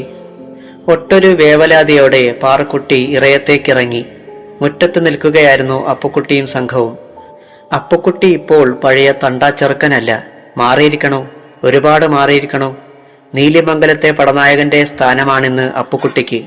അപ്പുക്കുട്ടിയുടെ മുഖത്തെ ഗൗരവ സ്വഭാവം കണ്ടതോടെ പാറക്കുട്ടിയുടെ ഉള്ളുലഞ്ഞു. പണ്ടൊക്കെ എന്താടാ അപ്പുക്കുട്ടിയെ എന്നാണ് വിളിച്ചിരുന്നത്. എന്തുകൊണ്ടോ ഇപ്പോൾ അങ്ങനെ വിളിക്കാൻ വയ്യാത്തതുപോലെ. ഉള്ളിലെവിടെയോ ഒരു ഭയത്തിന്റെ നിഴൽ പരക്കുന്നത് പോലെ. കൊച്ചു തമ്പുരാൻ അയച്ചതാണിങ്ങോട്ട്. 2-3 കേൾവികളുമുണ്ട്. കൃത്യമായി മറുപടി തരാനെ കൊണ്ട് പറഞ്ഞിരിക്കണ്. മുഖവുരയായി അപ്പുക്കുട്ടി പറഞ്ഞു. ഇങ്ങോട്ട് കയറി ഇരിക്കാലോ, മുറ്റത്ത് തന്നെ നിൽക്കണോ? അന്യരുടെ വീടൊന്നുമല്ലല്ലോ ഇത്. മയത്തിലായിരുന്നു പാറക്കുട്ടി മൊഴിഞ്ഞത്. ചുണ്ടത്ത് ഇത്തിരി പുഞ്ചിരിയും കണ്ണുകളിൽ ഇത്തിരി ലാസ്യവും കലർത്തിയിരുന്നു. ഇരിക്കാനെ കൊണ്ടൊന്നും നേരമില്ല. ചോദിക്കണതിനുള്ള മറുപടി തന്നാ മതി നിങ്ങൾ. അപ്പുക്കുട്ടി. എന്താന്ന് വെച്ചാ ചോദിച്ചോളിൻ. പാറക്കുട്ടി ദൈന്യമായി നോക്കി. പോയ രാത്രിയില് ആരൊക്കെയാ ഇവിടെ വന്നേത് പറയിൻ. അപ്പുക്കുട്ടിയുടെ ചോദ്യം കേട്ട് പാറു വന്നു ഉലഞ്ഞു. മർമ്മത്ത് തന്നെ കുന്തമുന ഊന്നിയിരിക്കണു. ആദ്യമൊന്നൊഴിയാൻ നോക്കി അവൾ. രാത്രിയിലോ? എന്റെ വീട്ടിലോ? അതിന് ചുണയുള്ളവരിനി കരയിലുണ്ടോ? ഒരു മറുചോദ്യം എറിഞ്ഞ് ഒന്ന് നോക്കി പാറക്കുട്ടി. അപ്പുക്കുട്ടിയുടെ മുഖമൊന്നിരുണ്ടു. കൂടെയുണ്ടായിരുന്ന അഭ്യാസിയുടെ അരയിൽ നിന്നും ചുരിക പുറത്തു വന്നു ഒരു ശബ്ദത്തോടെ. പാറക്കുട്ടിയുടെ സകല ധൈര്യവും ചോർന്നുപോയി. അപ്പുക്കുട്ടി സാവകാശത്തിൽ പറഞ്ഞു, കൊച്ചു തമ്പുരാന്റെ ഉത്തരവുമായാണ് ഇവരുടെ വരവ്. തരയില്ലാത്ത ഉടല് ചെമ്പല്ലിയിലെ മുതലുകൾക്ക് തീറ്റയാവണോ? ജീവനോടിരിക്കണമെന്ന് തീരുമാനിക്കൻ. ഉള്ള കാര്യം പറയണത് നല്ലത്. ഒളിക്കാൻ നോക്കണ്ട, ആപത്താണ്. ആർക്കും നിങ്ങളെ രക്ഷിക്കാനൊക്കില്ല. നീലിമംഗലത്തെ തറയില നിങ്ങളുടെ കുടികടപ്പ്. പറഞ്ഞോളിൻ. കയ്യിലിരുന്ന കുറുവടിയൊന്ന് ചുഴറ്റി അപ്പുക്കുട്ടി ഒന്ന് നോക്കി. പഴയ അപ്പുക്കുട്ടിയല്ല. കൊച്ചു തമ്പുരാൻ എന്ത് പറയണോ അത് മാത്രമേ എനിക്ക് കേൾക്കേണ്ടതുള്ളൂ. അവിടുത്തെ ആജ്ഞ എന്തോ അത് നടത്തുകയും ചെയ്യും. അതുകൊണ്ട് നടന്നതെന്താണെന്ന് വെച്ചാ പറഞ്ഞോളിൻ. അതോ ഞാൻ പറയണോ? ആ ചോദ്യം പാറക്കുട്ടിയുടെ അവസാനത്തെ ധൈര്യത്തിന്റെ നൂലിഴയും പൊട്ടിച്ചു കളഞ്ഞു. ഒരു തരം ഭയം അവളെ വല്ലാതെ ഗ്രസിച്ചു. ഉള്ളു കാളി, തൊണ്ട വരണ്ടു. ഇനി പിടിച്ചു നിൽക്കാൻ ഒക്കുകയില്ലെന്ന് തോന്നൽ അവളെ ശരിക്കും തളർത്തി. രണ്ട് കൈകളും എടുത്തു തൊഴുത് പാറക്കുട്ടി കേണു. എനിക്കൊന്നും അറിയില്ലായിരുന്നു. രാത്രിയില് കണ്ടംകുളത്തദ്യവും കൊച്ചയ്യപ്പനങ്ങൊന്നും കേറി വന്നതാണ്. ആഹാ, അങ്ങനെ പറയിന്. ഒന്നും ഒളിക്കാണ്ട് തുറന്നു പറയില്. അപ്പുക്കുട്ടി ഒന്നിരുത്തി മൂളി. മറ്റുള്ളവർ കാതുകോർപ്പിച്ചു നിന്നു. കോലോത്തെ കൊച്ചു തമ്പുരാനോടും ഈ അപ്പുക്കുട്ടിയോടും പകവീട്ടാനെ കൊണ്ട അവരുടെ പുറപ്പാട്. അതിന് നടുവിലേടത്തെ തമ്പുരാക്കള് തുണയുണ്ട്. അവളൊന്ന് നിർത്തി. ഓഹോ, അതിനവർ ഇങ്ങോട്ടല്ലേ വരേണ്ടിയേ? ഇവിടെന്തിനാ വന്നത്? അപ്പുക്കുട്ടിയുടെ അടുത്ത ചോദ്യം. അവർക്ക് എന്റെ തുണ വേണമത്രേ. പാറക്കുട്ടി. എങ്ങനെ? പാറക്കുട്ടി ഒന്നറച്ചു. എന്നിട്ട് മറ്റുള്ളവരെ ഒന്ന് തലയുയർത്തി നോക്കി. ഒളിക്കാൻ പറ്റില്ലെന്ന് ബോധ്യമായതോടെ മർമ്മപ്രധാനമായ സംഗതിയും അവൾ മനസ്സിൽ നിന്നും തുറന്നുവിട്ടു. കൊച്ചു തമ്പുരാന്റെ മംഗലം മുടക്കാനെ കൊണ്ടുള്ള ഒരുക്കമാണേ. അത് കേട്ട് അപ്പുക്കുട്ടിയൊന്ന് ഞെട്ടി. എങ്ങനെ? തേവലശ്ശേരിയിൽ ചെന്ന് കൊച്ചു തമ്പുരാൻ എന്നെ രഹസ്യമായി താലികെട്ടി പുടവ കൊടുത്തെന്നും എനിക്കിപ്പോ വയറ്റിലുണ്ടെന്നും പറയാനെ കൊണ്ടാ ശട്ടം കെട്ടിയിരിക്കണത്. ഗത്യന്തരമില്ലാതെ പാറക്കുട്ടി അങ്ങ് തുറന്നു പറഞ്ഞു. ജീവനിൽ കൊതികൊണ്ടുള്ള ഏറ്റുപറച്ചിൽ. അപ്പുക്കുട്ടിയൊന്നു ചിരിച്ചു. എന്തു തരാന്ന് പറഞ്ഞ് ഇങ്ങനെ ചെയ്താല് അപ്പുക്കുട്ടി? പണവും പണ്ടവും നടുവിലേടത്ത് നിന്ന് മേടിച്ചു തരാന്ന്. പാറക്കുട്ടി. സമ്മതിച്ചോ? ആലോചിച്ചൊരു മറുപടി പറയാമെന്ന് പറഞ്ഞു വിട്ടു ഞാൻ. അത്രയുമാണ് നടന്നത്. എന്നെ രക്ഷിക്കണം. ഉള്ളത് തുറന്ന് പറഞ്ഞേക്കണം. നിങ്ങളെ രണ്ടാളെയും അവന്മാര് എങ്ങനെയും വകവരുത്താനെ കൊണ്ടുള്ള ഒരുക്കമാണേ. എനിക്കറിയാവുന്നത് ഞാൻ പറഞ്ഞു. എന്നെ വിട്ടേക്കണേ. പാറക്കുട്ടി കേണു. അവരിനി എന്നാ വരണത്? 2 നാളുകൾക്കുള്ളിൽ വരാമെന്ന് പറഞ്ഞേക്കണേ. ഒരു കാര്യം, ഇവിടെ ഒരു കരിയില അനങ്ങിയാലത് എന്റെ ചെവിയിലെത്തും. ഓർമ്മിച്ചോണം. ഇന്നേക്ക് വിട്ടുവെക്കണോ? ഉള്ളത് പറഞ്ഞതിന്. കോലോത്തേക്ക് എതിരായി പ്രവർത്തിക്കുമ്പോ ഓർമ്മ വേണം. ഈ വീട്, പറമ്പ്, കഴുത്തിലെ തല. വരിൻ, പുറപ്പെടാം. അപ്പുക്കുട്ടി നിന്നില്ല. തിരിഞ്ഞു നടന്നു. ഒപ്പം മറ്റുള്ളവരും. ജീവച്ഛവമായി പാറക്കുട്ടി നോക്കി നിന്നുപോയി. നടുവിലേടത്തെ വടക്കിനിയുടെ ചായ്പിൽ കണ്ടംകുളത്ത് പിള്ളയും കൊച്ചയ്യപ്പനും ശങ്കുപിള്ളയും ഒപ്പം പറമ്പള്ളി ബീരാനും ചേർന്നിരിക്കുന്നു. എത്ര കാലമായി നമ്മള് നേരാൻ വണ്ണമെന്ന് കണ്ടിട്ട്. പടച്ചോനെ, എന്തൊരതിശയം! ബീരാൻ സന്തോഷം മറച്ചു വെച്ചില്ല. ഒക്കെ വിധി എന്നങ്ങ് വെച്ചാ മതി. നമ്മളിപ്പോ നീലിമംഗലത്തുകാരുടെ നേർ എതിരാളികളുടെ ഒപ്പമാ. ഈ അവസരം നമ്മള് മുതലാക്കണം. കണ്ടംകുളത്ത് പിള്ള വിഷയത്തിലേക്ക് കടന്നു. അപ്പുക്കുട്ടിയുടെ കാര്യം അടിയൻ ഏറ്റിരിക്കണോ? ഓന്റെ കുടലെടുത്ത് എനിക്ക് മാലയാക്കണം. ചെമ്പല്ലിയിലെ മുതലുകൾക്ക് ഓന്റെ ദേഹം വെട്ടിനുറുക്കി തീറ്റയാക്കണം. അരിശം മാറിയിട്ടില്ല എനിക്ക്. ബീരാൻ ഉറച്ച സ്വരത്തിൽ പറഞ്ഞു വെച്ചു. ഒന്നൊന്നായി ചോദിക്കണം നമുക്കവരോട്. കൊച്ചു തമ്പുരാന്റെ തല അറുക്കണം. എന്റെ തലയിൽ ചെമ്പുള്ളിയും കരിമ്പുള്ളിയും കുത്തിയത് ആ തലയാ. കണ്ടംകുളത്ത് പിള്ള പല്ലിറുമി. ഏറ്റിരിക്കണോ ഞമ്മള്? നാളെ കുറിച്ചോളിൻ. ബീരാൻ. കൊച്ചയ്യപ്പൻ ഇടയ്ക്ക് കയറി ഒരു നിർദ്ദേശം വെച്ചു. സാവകാശമേ പാടുള്ളൂ. ആദ്യം നമുക്കൊരു ആസ്ഥാനം, അതുറപ്പിക്കണം. നടുവിലേടത്ത് നമ്മൾ കാലുകുത്തിയിരിക്കണതേ ഉള്ളൂ. ഇവിടത്തെ തമ്പുരാന്റെ വിശ്വാസം പിടിച്ചു പറ്റണം. പിന്നെ നമുക്ക് കളി തുടങ്ങാം. എന്താ? ശങ്കുപിള്ളയും അതിനെ പിന്താങ്ങി. ഒരിടത്തുനിന്ന് ചെമ്പുള്ളി കുത്തി ദേശം കടത്തിയോരാ നമ്മൾ. സൂക്ഷിച്ച് ഓരോ ചുവടും വയ്ക്കണം. നമ്മുടെ ചുവടൊന്നുറപ്പിക്കണം. എന്നിട്ട് മതി പക പോക്കലെല്ലാം. എടുത്തു ചാടണ്ട. അത് എല്ലാവർക്കും സ്വീകാര്യമായി തോന്നി. ശന്തനുവർമ്മ വടക്കിനിയിലേക്ക് നടന്നെടുത്തു. ഭവ്യതയോടെ ഏറെ ആദരവോടെ അവർ എഴുന്നേറ്റ് പഞ്ചപുച്ഛമടക്കി നിന്നു. ശന്തനുവർമ്മ എല്ലാവരെയും നോക്കി, പ്രത്യേകിച്ച് ബീരാനെ. മനസ്സിലായി എല്ലാവരെയും. അടിയങ്ങള് ഓരോന്ന് ആലോചിക്കുകയായിരുന്നു തമ്പുരാനെ. കണ്ടംകുളത്ത് പിള്ള ഭവ്യതയോടെ പറഞ്ഞു. വിശ്വാസപൂർവം കോലത്തേക്കായി പ്രവർത്തിക്കണം. എന്നും കൂറുള്ളവരായിരിക്കണം. കഴിഞ്ഞത് മറന്നേക്കുക. ശന്തനുവർമ്മ പറഞ്ഞു. ഉത്തരവ്. കണ്ടംകുളത്ത് പിള്ള വിനയപൂർവം ഉണർത്തി.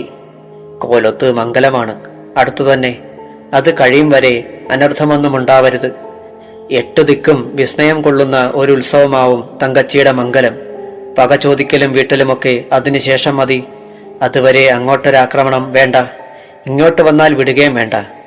നിങ്ങൾ ഓരോരുത്തർക്കായി ഓരോ ജോലി ഏർപ്പാട് ചെയ്യുന്നുണ്ട്. തടിമിടുക്കും കൂറുമുള്ള പുതിയവരെയും കണ്ടെത്തണം. ശന്തനുവർമ്മ അവരെ ശട്ടം കെട്ടി. അനുസരണയുള്ള ഭൃത്യന്മാരെ പോലെ അവർ തലകുനിച്ച് നിന്നു. ആനക്കൊട്ടിലിന്റെ പിൻപുറത്തെ ഒഴിഞ്ഞ പുര വൃത്തിയാക്കി അവിടെയാകാൻ കിടപ്പ്. ഭക്ഷണം കോലത്തു നിന്ന്. അറിയാലോ കാര്യങ്ങളെല്ലാം എങ്ങനെ നോക്കി നടത്തണമെന്ന്. ശന്തനുവർമ്മ കണ്ടംകുളത്ത് പിള്ളയെ നോക്കി പറഞ്ഞു. അറിയാമേ, തമ്പുരാൻ ഉത്തരവിട്ടാൽ മാത്രം മതിയേ. പിള്ള ഉറപ്പ് കൊടുത്തു. പിള്ളയ്ക്കും കൂട്ടർക്കും ആശ്വാസമായി. തങ്ങാനിടവും കഴിക്കാൻ ശാപ്പാടും ചെയ്യാൻ പണിയും. ശന്തനുവർമ്മ നടന്നകന്നു. ദൂരെ കളപ്പുരയ്ക്കരികുപറ്റി നടന്നു വന്ന ചീരിക്കുട്ടി ഒന്ന് നിന്നു. സൂക്ഷിച്ചു നോക്കി. അവൾക്ക് ആളെ മനസ്സിലായി.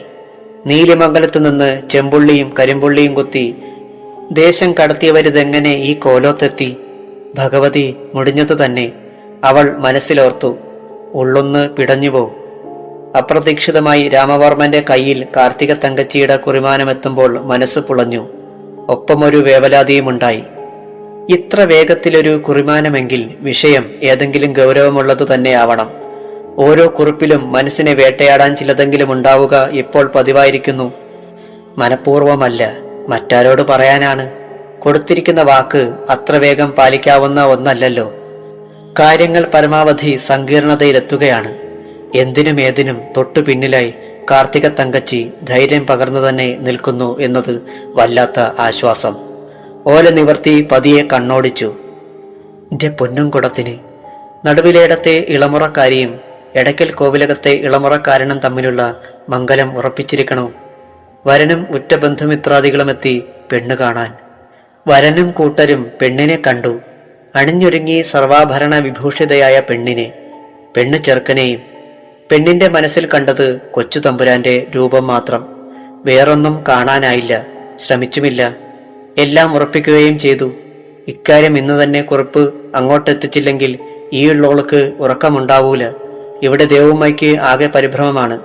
എന്റെ മനസ്സ് ശാന്തം. എന്തെന്നാൽ മംഗലമെന്നത് ഒരിക്കൽ മാത്രം നടക്കുന്ന ചടങ്ങല്ലേ?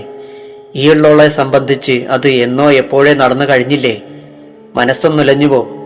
വാക്കുകളിൽ ഒളിഞ്ഞിരിക്കുന്നത് അനേകായിരം വാചകങ്ങളാണ്. ഏത് കാര്യത്തിനെയും ലാഘവത്തോടെ സമീപിക്കുന്ന പ്രകൃതം. അപ്പോൾ സംഭവങ്ങൾ അവിടം വരെ എത്തി. എടയ്ക്കൽ കോവിലകത്തെ ഇളമുറക്കാരൻ, എടയ്ക്കൽ കോവിലകവുമായുള്ള സംബന്ധം ഗോവണിയിൽ കാലൊച്ച. രാമവർമ്മ മനസ്സ് പിൻവലിച്ചു. ഓല മടിയിൽ ഒളിപ്പിച്ച് തിരിഞ്ഞു നോക്കി. കോമളവല്ലി തങ്കച്ചി തിടുക്കത്തിൽ പടി കയറി വരുന്നു. ഇവളെന്താ ഈ നേരത്ത്? കൊച്ചേട്ടൻ തമ്പുരാനെ അച്ഛൻ തമ്പുരാൻ വിളിക്കണോ? കോമളവല്ലി അറിയിച്ചു. അച്ഛൻ തമ്പുരാനോ? വേഗം ചുവട്ടിലേക്ക് നടന്നു. പൂമുഖത്ത് അച്ഛൻ തമ്പുരാൻ അസ്വസ്ഥനായി ഉലാത്തുന്നു. എന്തോ പന്തികേടുണ്ട്. അല്പം മാറി 2 ഏട്ടൻ തമ്പുരാന്മാരും മറ്റുള്ളവരും പഞ്ചപുച്ഛമടക്കി നിൽക്കുന്നു. അച്ഛൻ വിളിപ്പിച്ചോ?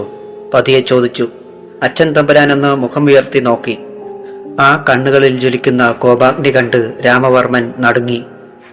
ചെമ്പുള്ളിയും കരിമ്പുള്ളിയും കുത്തി ദേശം കടത്തി വിട്ടവരിപ്പോ മടങ്ങി വന്നിരിക്കണോ നമ്മോട് പകരം വീട്ടാൻ? നടുവിലേടത്ത് കാരുടെയൊപ്പം ചേർന്ന് അന്ന് എന്റെ ആജ്ഞ തിരസ്കരിച്ചതിന്റെ ഫലം അറുത്തെറിയണമായിരുന്നു അവന്മാരുടെ തല അന്ന്. സമ്മതിച്ചില്ല. സമാധാന വഴി സ്വീകരിച്ചു.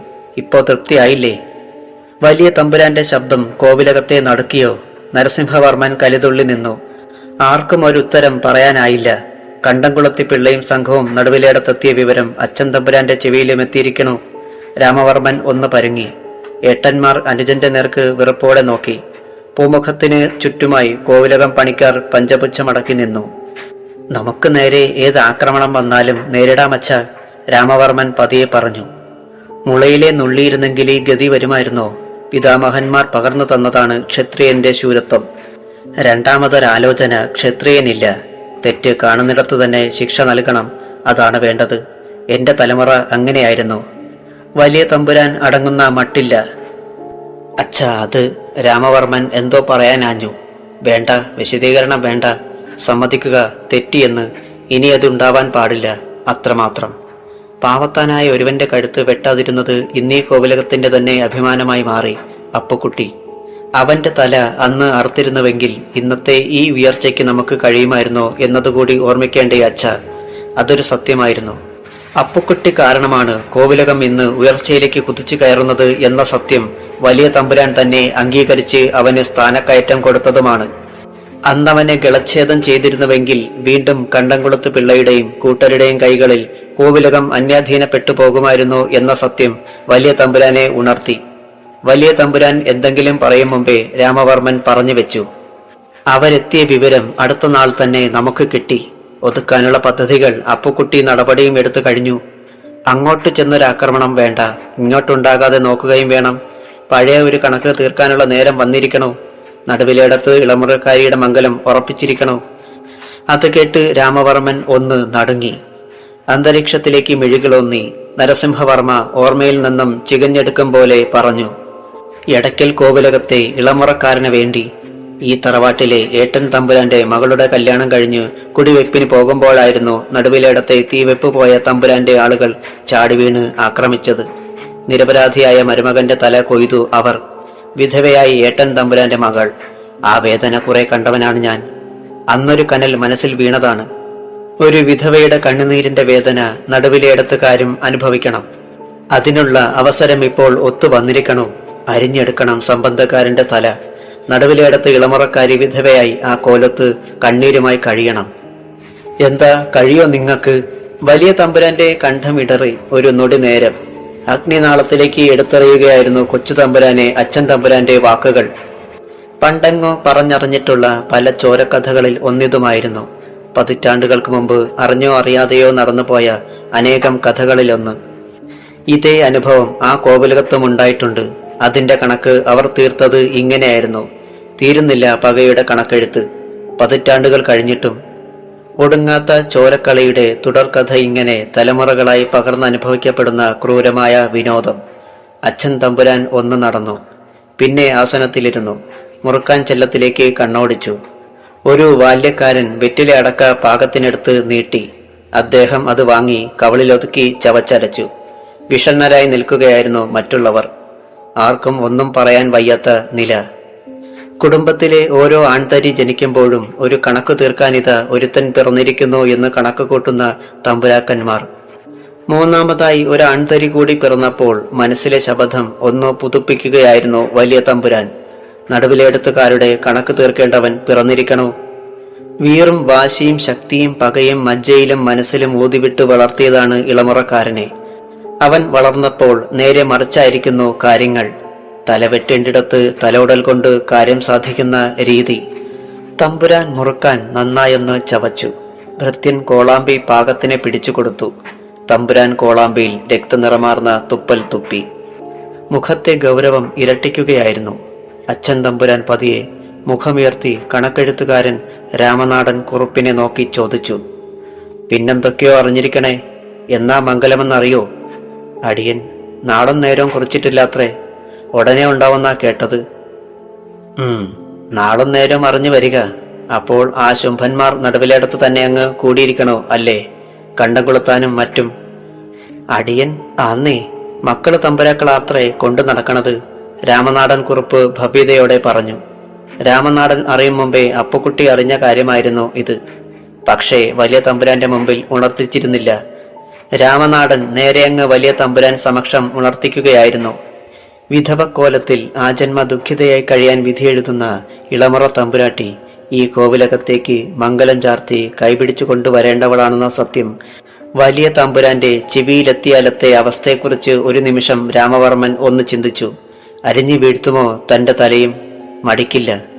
ഒന്നിനും മടിക്കാത്തവരാണ് കോവിലകങ്ങളിൽ എന്നും പ്രതികാരത്തിന്റെ വാളും പിടിച്ച് ദുരഭിമാനത്തിന്റെ കരിമ്പടം പുതച്ച് ചോരക്കഥ പറഞ്ഞും പങ്കുവെച്ചും നടന്ന് ശീലിച്ചു മുതിർന്ന കാരണവന്മാർ, അവരുടെ പിന്മുറക്കാർ. ശരിക്കും തണുത്തുറഞ്ഞു പോയി കൊച്ചു തമ്പുരാൻ.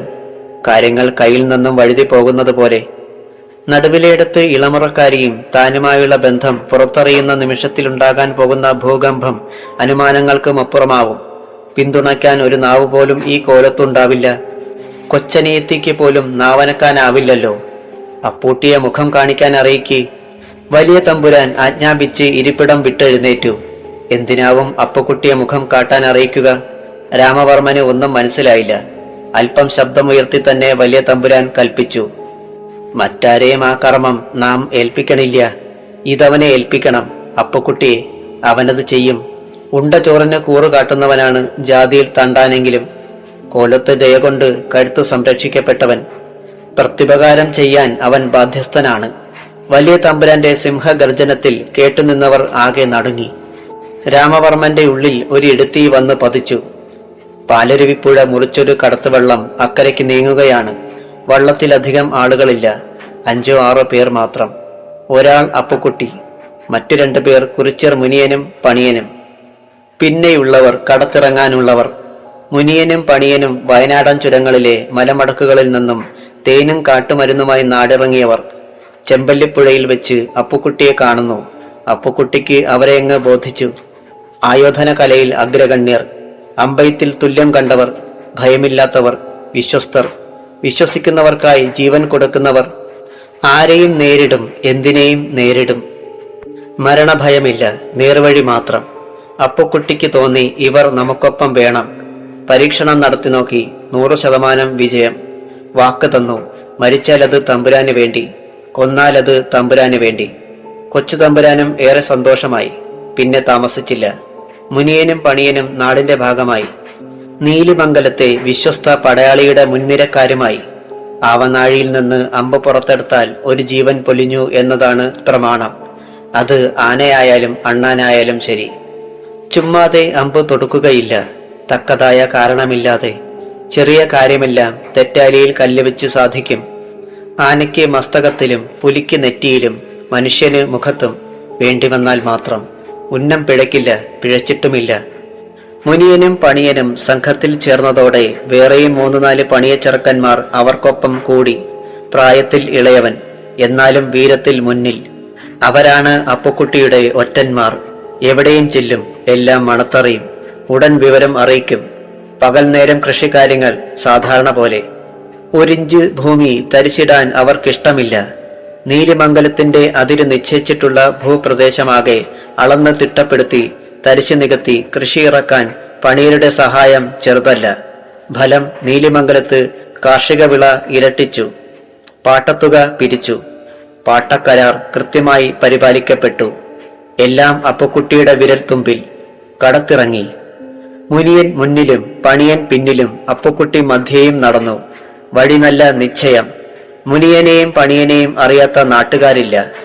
പഴയൊരില്ലത്തിന് മുന്നിലെ പടിപ്പുരയ്ക്ക് മുന്നിൽ അവരെത്തി. കാരക്കാട്ട് മന. ഭവ്യതയോടെ പണിയൻ അറിയിച്ചു. മനയെത്തി. തിരുമേനി, തമ്പ്രാൻ അകത്തുണ്ടാവും, ചെന്നാട്ടെ. അപ്പുക്കുട്ടി ആകെയൊന്നു നോക്കി. വലിയൊരു ദൗത്യമായിട്ടാണ് വന്നിരിക്കണത്. പടിപ്പുര കടന്ന് അതീവ വിനയാന്വിതനായി അപ്പുക്കുട്ടി പൂമുഖത്തേക്ക് അടുത്തു. പിന്നിൽ മുനിയനും പണിയനും. മുനിയന്റെ കയ്യിലൊരു ഭാണ്ഡവും. പൂണൂലിട്ട ഒരു നമ്പൂതിരി പുറത്തു വന്നു. ആരാ, എവിടുന്നാ?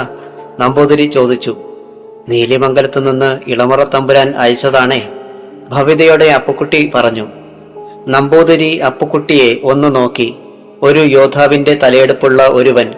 ഇത്രയേറെ ഭവ്യതയോ? നമ്പൂതിരി അകത്തേക്ക് പോയി ഒന്നും മിണ്ടാതെ. അല്പം കഴിഞ്ഞ് ഗംഭീരനായ ഭാവത്തിൽ കാരക്കാട്ട് വ്യാസൻ തിരുമേനി നടന്നു വരുന്നത് കണ്ട് പണിയൻ പറഞ്ഞു, ദേ വരണു തിരുമേനി തമ്പ്രാൻ. അപ്പുക്കുട്ടി നമ്പൂതിരിയെ ഭവ്യതയോടെ വണങ്ങി. പൂമുഖത്തെ വാതിൽപ്പടിയിൽ നിന്ന് നമ്പൂതിരി നിന്നു. എന്താ വിശേഷിച്ച് നമ്മെ കാണാൻ? നീലിമംഗലത്ത് നിന്ന് ഇളമുറ തമ്പുരാൻ ദൂതയച്ചിരിക്കണോ തിരുമേനിയെ, ഒരു കാര്യമറിയിക്കാനെ കൊണ്ട്. അപ്പുക്കുട്ടിയുടെ ആദരവാർന്ന സ്വരം. ഓ, നീലിമംഗലം കോലത്തു നിന്നോ ഇളമുറ തമ്പുരാൻ? തേവലശ്ശേരിന്ന് മംഗലമർപ്പിച്ചിരിക്കണ കൊച്ചു തമ്പുരാൻ. എന്താ ഇത്തടം വരെ? ആളെ മനസ്സിലായി തിരുമേനിക്ക്. തേവലശ്ശേരി കോവിലകത്തെ ഇളമുറ തമ്പുരാട്ടിക്കും നീലിമംഗലത്തെ ഇളമുറ തമ്പുരാനും പുടമുറിക്കുള്ള നേരം കുറിച്ചു കൊടുക്കണത് കാരക്കാട്ട് മനയിലെ ജ്യോതിഷി വ്യാസൻ നമ്പൂതിരിയാണ്. ആ മംഗലം നടക്കില്ല തമ്പ്ര. ജാതക പൊരുത്തമില്ലെന്ന് അവിടുന്ന് തേവലശ്ശേരി കോലത്തെ വലിയ തമ്പുരാനെ പറഞ്ഞ് വിശ്വസിപ്പിക്കണം. അത് പറയാനെ കൊണ്ട് അടിയനെ അയച്ചിരിക്കാണ് തമ്പ്രാൻ. കാരക്കാട്ട് തിരുമേനി ഒന്നും മനസ്സിലാകാത്തതുപോലെ മിഴിച്ചു. എന്തായി കേൾക്കണത്? താൻ ജാതകം ഗണിച്ച് സകല പൊരുത്തവും നിർണയിച്ച് പറഞ്ഞിരിക്കണതാണ്. അതിപ്പോൾ പൊരുത്തമില്ലെന്ന് പറയുകയോ? ഏയ്, എന്തു വിഡ്ഢിത്തമാണിത്! തിരുമേനിക്ക് ശുണ്ഠി മൂത്തു. ഏയ്, എന്താ ഇത്, കളിക്കാണോ? കാരക്കാട്ട് തിരുമേനി കുറിക്കുന്ന ജാതകമാണ്, മാറ്റി പറയുകയോ? താനാരാ, എന്താ ഉദ്ദേശ്യം? അപ്പുക്കുട്ടി വളരെ ശാന്തമായി പറഞ്ഞു. അവിടുന്ന് കോപിക്കല്ലേ, വേറെ നിവർത്തിയില്ലാത്തത് കൊണ്ടാ നേരിട്ട് തമ്പ്രാൻ അയച്ചിരിക്കണേ. ഈ മംഗലം നടക്കരുത്, തമ്പ്രാൻ ഇഷ്ടമല്ല. അത് പുറത്തു പറയാൻ പാടില്ല, ഒറ്റ വഴിയേ ഉള്ളൂ. മംഗലം നടക്കാൻ പാടില്ല, അശുഭമാണ്. തമ്പ്രാന്റെ ജാതകത്തില് മംഗലം നടന്നാല് മരണമുറപ്പാന്ന് തിരുമേനി പറയണം, അത്രേ വേണ്ടൂ. അപ്പുക്കുട്ടിയുടെ വാക്കുകൾ തിരുമേനിയെ ഞെട്ടിച്ചു. എന്താ ഇത്? ജ്യോതിഷഫലം മാറ്റി പറയുകയോ? നടപ്പില്ല നമ്പൂതിരി. നടന്നേ തീരൂ തമ്പ്രാനെ. ഒരാപത്തിന്ന് രക്ഷപ്പെടുത്താൻ ഇത്തിരി കളവെല്ലാം പറയാൻ തമ്പ്ര. ഈ മംഗലം നടന്നാല് എത്ര തല അറ്റു വീഴുമെന്ന് പറയാനൊക്കത്തില്ല. കൂട്ടത്തിൽ തിരുമേനിയുടെയും. അത് വേണ്ടേ, പറയിൻ. അപ്പുക്കുട്ടിയുടെ മുഖത്തെ ഗൗരവം കണ്ട മാത്രയിൽ തിരുമേനി വിരണ്ടു. ഈ ഭീഷണിയൊന്നും നമ്മോട് വേണ്ട. ആരോടാ കളിക്കണതെന്ന് അറിയോ? തിരുമേനിയുടെ ശബ്ദമുയർന്നു. തമ്പ്രാൻ കോപിക്കാണ്ടിരിക്കിന്. കോലത്തെ ജാതകം നോക്കി പറഞ്ഞാൽ കിട്ടുന്ന പണത്തിന്റെ 5 ഇരട്ടി ഇതാ ഇതിലുണ്ട്, എടുത്താട്ടെ. പറഞ്ഞത് മാത്രം തമ്പ്രാൻ ചെയ്തോണ്ടാ മതി. ഒരു ജീവൻ രക്ഷിക്കണതിന് ഇത്തിരി കളവെല്ലാം ആകാം തമ്പ്ര. അപ്പുക്കുട്ടി മുനിയന്റെ കയ്യിലെ ഭാണ്ഡത്തിൽ നിന്നും പട്ടിൽ പൊതിഞ്ഞൊരു വലിയ പണക്കിഴി പുറത്തെടുത്ത് പടിക്കുമേൽ വെച്ചു. ഇനി തമ്പ്രാന്റെ ഇഷ്ടം. കൊച്ചു തമ്പുരാൻ ഒന്ന് പറഞ്ഞാൽ അത് നടന്നിരിക്കും. കഴുത്തിൽ തല വേണമെന്നുണ്ടെങ്കിൽ തിരുമേനി തമ്പ്രാൻ അനുസരിക്കും. ആർക്കും ഒരപകടവും പറ്റൂല. മറിച്ചായാല് പറയുകയും വേണ്ട. അപ്പുക്കുട്ടി നിന്നില്ല, തിരിഞ്ഞു നടന്നു. സ്തംഭിച്ചങ്ങനെ നിന്നുപോയി കാരക്കാട്ട് നമ്പൂതിരി. 5-ാം നാൾ തേവലശ്ശേരി കോവിലകത്ത് നിന്നൊരു ദൂതൻ നീലിമംഗലത്തെത്തി ഒരറിയിപ്പ് പകർന്നു. തേവലശ്ശേരിയിലെ തമ്പുരാട്ടിക്കും നീലിമംഗലം കോവിലകത്തെ തമ്പുരാനും തമ്മിലുള്ള മംഗലം നടക്കുന്നതല്ല. നാൾ പൊരുത്തമില്ലാത്ത കാരണത്താൽ ഈ മംഗലത്തു നിന്നും തേവലശ്ശേരി കോവിലകം പിന്മാറുകയാണെന്നുള്ളതായിരുന്നു അറിയിപ്പ്. നീലിമംഗലത്തെ നരസിംഹവർമ്മ വലിയ തമ്പുരാൻ അത് കേട്ട് ഞെട്ടി. എന്തായി കേൾക്കണത്? മംഗലം നടക്കാണ്ടിരിക്കുകയോ? വളരെ ആഗ്രഹിച്ചതായിരുന്നു ആ കോവിലകവുമായുള്ള ഒരു ബന്ധം. ആ ബന്ധം നടന്നു കഴിഞ്ഞാൽ പിന്നെ തങ്ങളെ ആർക്കും കീഴ്പ്പെടുത്താനാവില്ല എന്ന് മനസ്സിൽ കണക്കുകൂട്ടിയതായിരുന്നു വലിയ തമ്പുരാൻ. അത്രയും ഉന്നതിയിലുള്ള വലിയൊരു കോവിലകത്തെ സംബന്ധം നടക്കില്ല എന്ന് വന്നപ്പോൾ നേരിയ വിഷമം തോന്നി തമ്പുരാന്. എന്താ അപ്പോ ജാതകദോഷം? ആരുടെ ജാതകത്തിന് ദോഷമുള്ളത്? ഭാഗീരഥി തമ്പുരാട്ടി വലിയ തമ്പുരാന്റെ മുഖത്തേക്ക് നോക്കി ചോദിച്ചു. രാമവർമ്മന്റെ ജാതകവുമായി ചേരില്ലത്രേ. ആ, വിധിയില്ല. അടുത്തതൊന്ന് ഒത്തുവരുമ്പോഴാകാം, സാരമില്ല. വലിയ തമ്പുരാൻ ആശ്വസിപ്പിക്കും പോലെ പറഞ്ഞു. ആ മംഗലം നടക്കുന്നതിന് മുമ്പ് ഈ കോലത്ത് ഒരു കുടിവയ്പ് കർമ്മം നടത്തണം. അതിനൊരു വഴി കണ്ടെത്തണം. നമുക്ക് പറ്റിയ മറ്റൊരു ബന്ധം ഏത് വഴിക്കും? ഭാഗീരഥി തമ്പുരാട്ടിയുടെ വാക്കുകളുടെ പൊരുൾ വലിയ തമ്പുരാൻ മനസ്സിലാക്കി. ഭാര്യയെ ആശ്വസിപ്പിക്കുന്നത് പോലെ അദ്ദേഹം പറഞ്ഞു. വരും, വരാണ്ടിരിക്കോ? ഈ കോലത്തെ ഇളമുറക്കാരന് എന്താ ഒരു കുറവ്? നാനാദിക്കുകളിലേക്കും ആളെ അയക്കണം. നമ്മുടെ അന്തസ്സിനെ ചേർന്നൊരാലോചന. ധൃതി വേണ്ട, അച്ഛൻ തമ്പുരാൻ കൽപ്പിച്ചു. ഭാഗീരഥി തമ്പുരാട്ടി പിന്നൊന്നും പറഞ്ഞില്ല. മുഖം കാണിക്കാനായി അപ്പുക്കുട്ടി പൂമുഖത്തെത്തി നിന്നു. ബാല്യക്കാരൻ തമ്പുരാനെ അറിയിച്ചു. അപ്പുക്കുട്ടി എത്തിയ വിവരം. വരാൻ പറയൂ, കൽപ്പിച്ചു. ബാല്യക്കാരൻ പോയി. വിനയത്തോടെ അപ്പുക്കുട്ടി വലിയ തമ്പുരാന്റെ മുന്നിൽ പഞ്ചപുച്ഛമടക്കി നിന്നു. ആ, നാം കാത്തിരിക്കയായിരുന്നു നിന്നെ. പഴയൊരു കണക്ക് തീർക്കാനുള്ള നേരമെടുത്തു വന്നിരിക്കയാണിപ്പോൾ. അത് നാം നിന്നെ ഏൽപ്പിക്കുകയാണ്. എന്താ, തയ്യാറല്ലേ?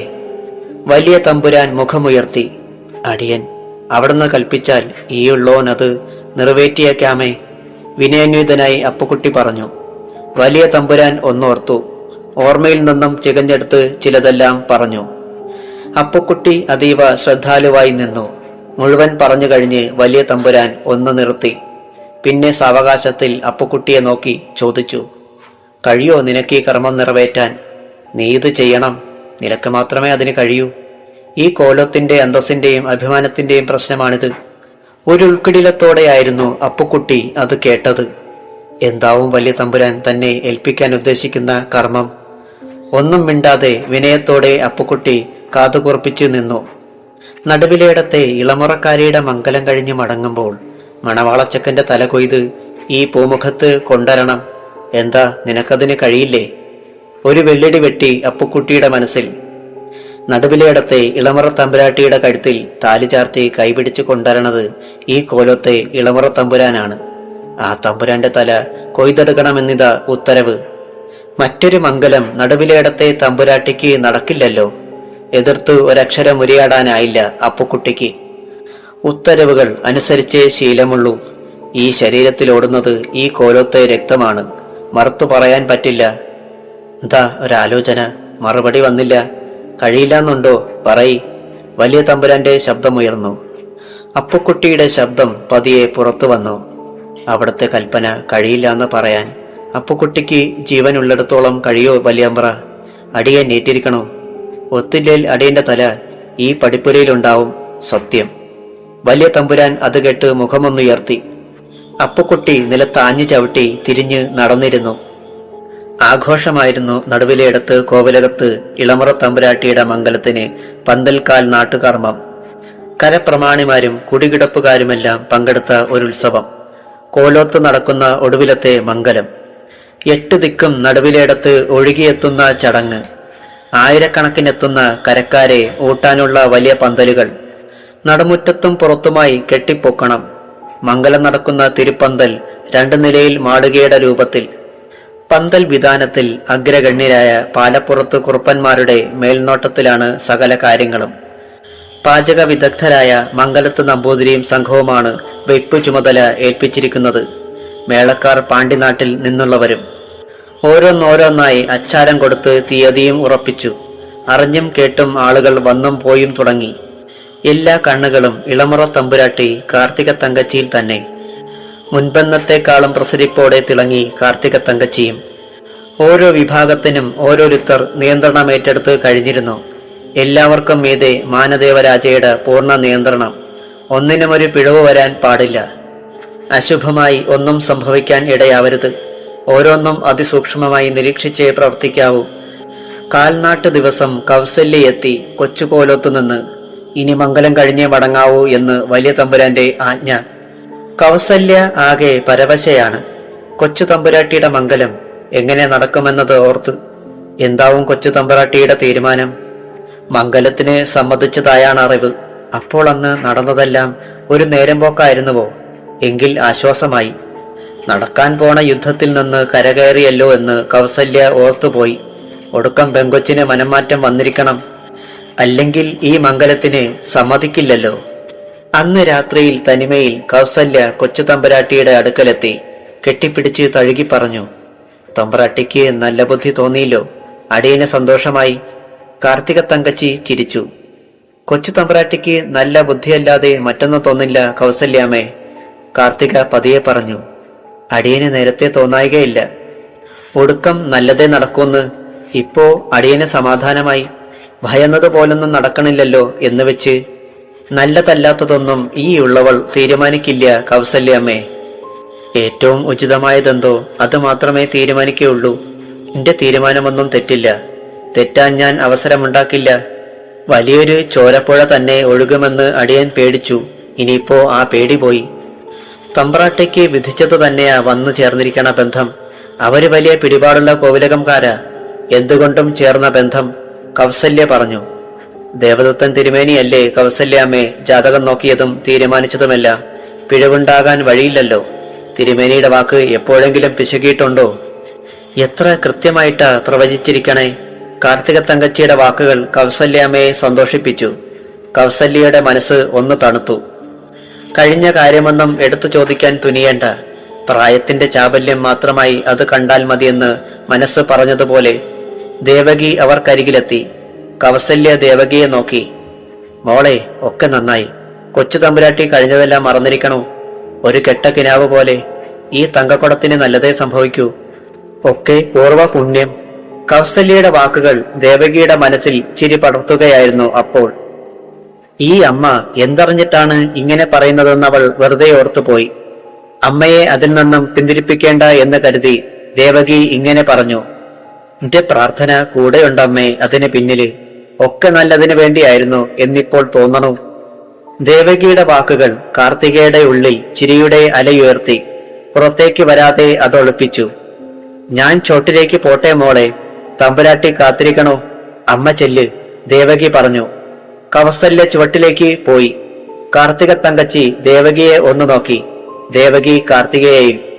പാവ അമ്മ, എന്തെല്ലാമോ കരുതിയിരിക്കണോ? ദേവകി മുരടനക്കി. കരുതട്ടെ, അതല്ലേ നല്ലത്.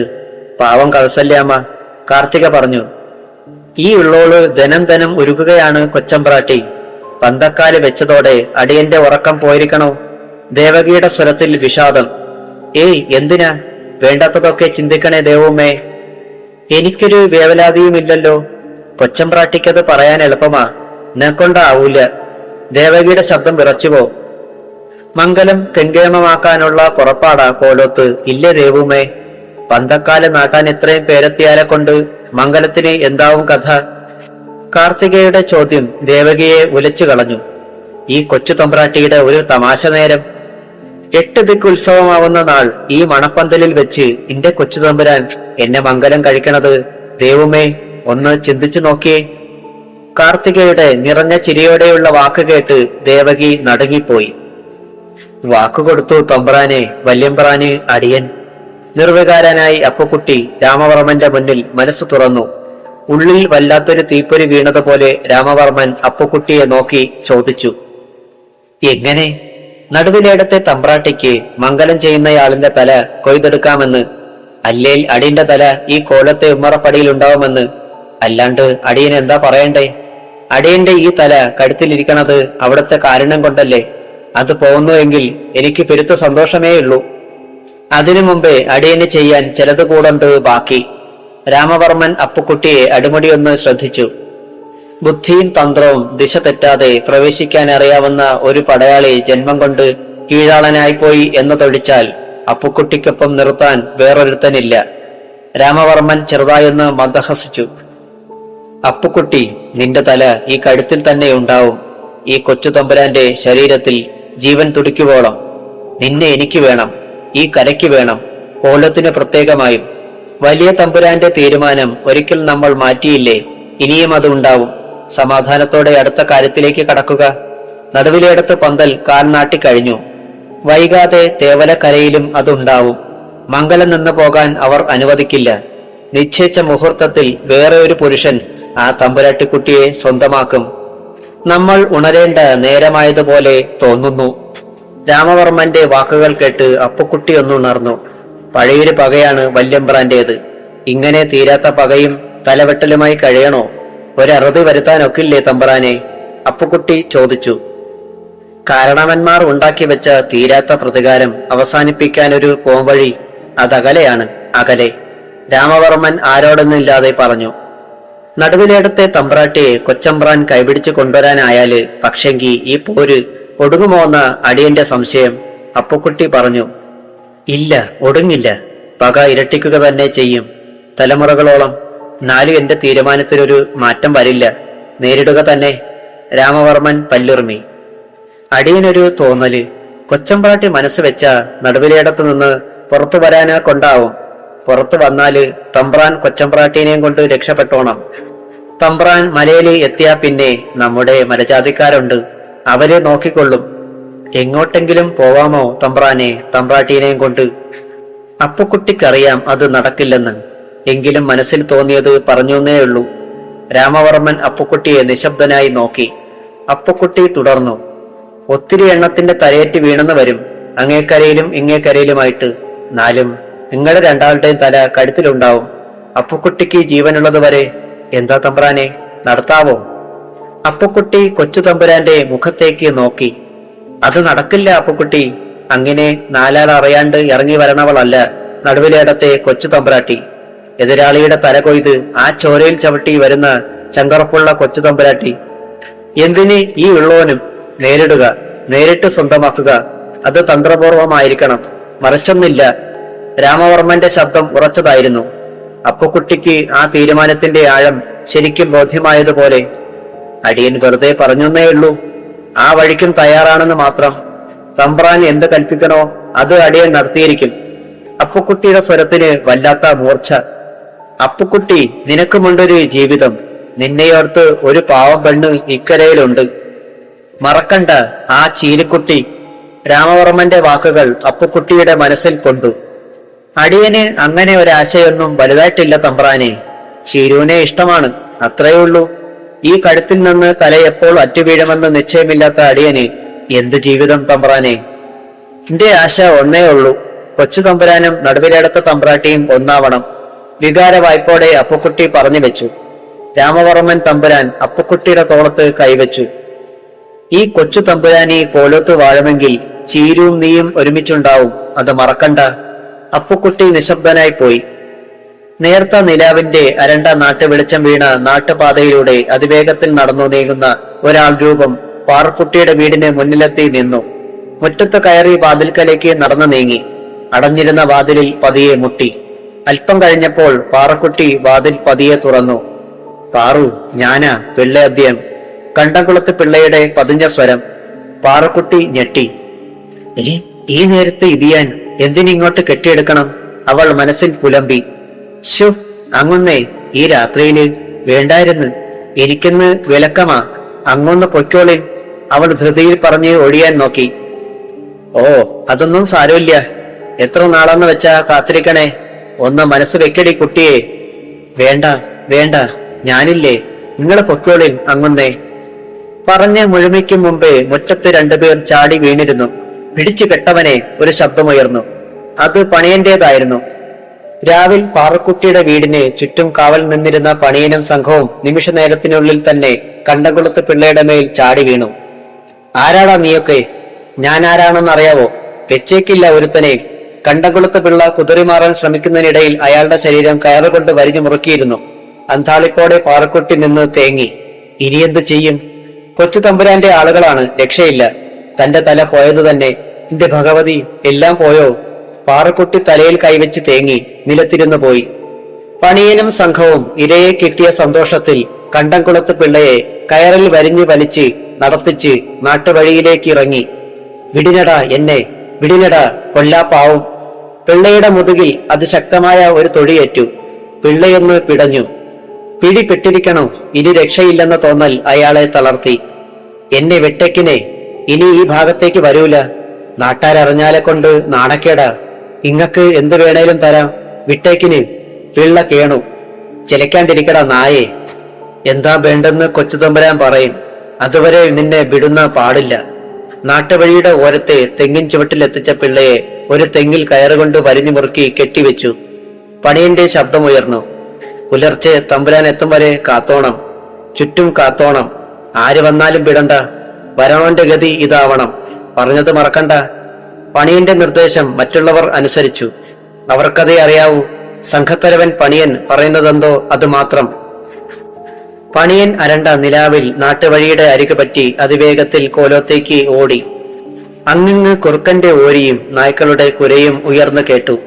നേരം വെളുത്തപ്പോൾ വഴിവക്കിലെ തെങ്ങിൽ കെട്ടിയിട്ടിരിക്കുന്ന കണ്ടംകുളത്ത് പിള്ളയെ കണ്ട് നാട്ടുകാർ ഞെട്ടി. കോലത്തു നിന്നും ചെമ്പുള്ളിയും കരിമ്പുള്ളിയും കുത്തി ദേശം കടത്തിയ കള്ളൻ ഇവൻ എങ്ങനെ ഈ തെങ്ങിൽ പറ്റി? ഗ്രാമീണർ മൂക്കത്ത് വിരൽ വെച്ചു. എളിഭ്യനും ക്ഷീണിതനുമായ പിള്ള തല താഴ്ത്തി കണ്ണടച്ചു. ചുറ്റിനും പണിയന്റെ കുറിച്ചിപ്പടയാണ്. ആർക്കും ഒന്നിനും കഴിയില്ല. ന്യായം പറയാൻ ആരും തയ്യാറല്ല. കോലത്തെ കൽപ്പനയാണ്. തക്കതായ ശിക്ഷ ഉറപ്പാണ്. കോലത്തേക്ക് ദ്രോഹം ചെയ്തതിന് നാട് കടത്തിയവൻ ഇവൻ എങ്ങനെ ഇവിടെ എത്തി? അതായിരുന്നു എല്ലാവർക്കും സംശയം. അല്പം പ്രായം ചെന്ന ഒരാൾ പറഞ്ഞു, ഓ, ഇപ്പൊ മനസ്സിലായി, പഴയ വെപ്പാട്ടിയെ തേടി വന്നതാവും, അല്ലെങ്കിൽ ഇവനിവിടെ എത്താൻ വഴിയില്ലല്ലോ. മുനിയനും സംഘവും ആരോടും ഒന്നും പറഞ്ഞില്ല. അവർ അവരുടെ ജോലിയുടെ ഭാഗമായി മാത്രമേ ഇത് കണ്ടുള്ളൂ. കുറെ നാളുകളായി പാറുക്കുട്ടിയുടെ വീടിന് ചുറ്റും കാവലായിരുന്നു. ഇയാളെ പിടിച്ചു കെട്ടാനായി. അത് നടത്തിയതിന്റെ സന്തോഷം അവരുടെ മുഖത്ത്. നേരം പോകെ പോകെ ഗ്രാമീണർ തടിച്ചുകൂടി.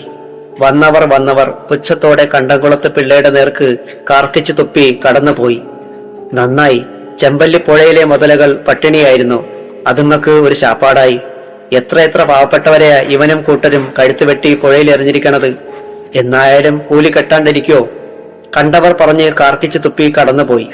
വഴിപോക്കർ നോക്കി നിൽക്കെ കൂട്ടത്തിൽ നിന്നൊരു കറുത്ത മനുഷ്യൻ കൊടുങ്കാറ്റ് പോലെ മുന്നിലേക്ക് പാഞ്ഞു വന്ന് കണ്ടംകുളത്ത് പിള്ളയുടെ കഴുത്തിൽ ആഞ്ഞുവെട്ടി. പിള്ളയുടെ ശിരസ് അറ്റു തൂങ്ങി. ഒരലർച്ച ചോരയിൽ കുരുങ്ങി.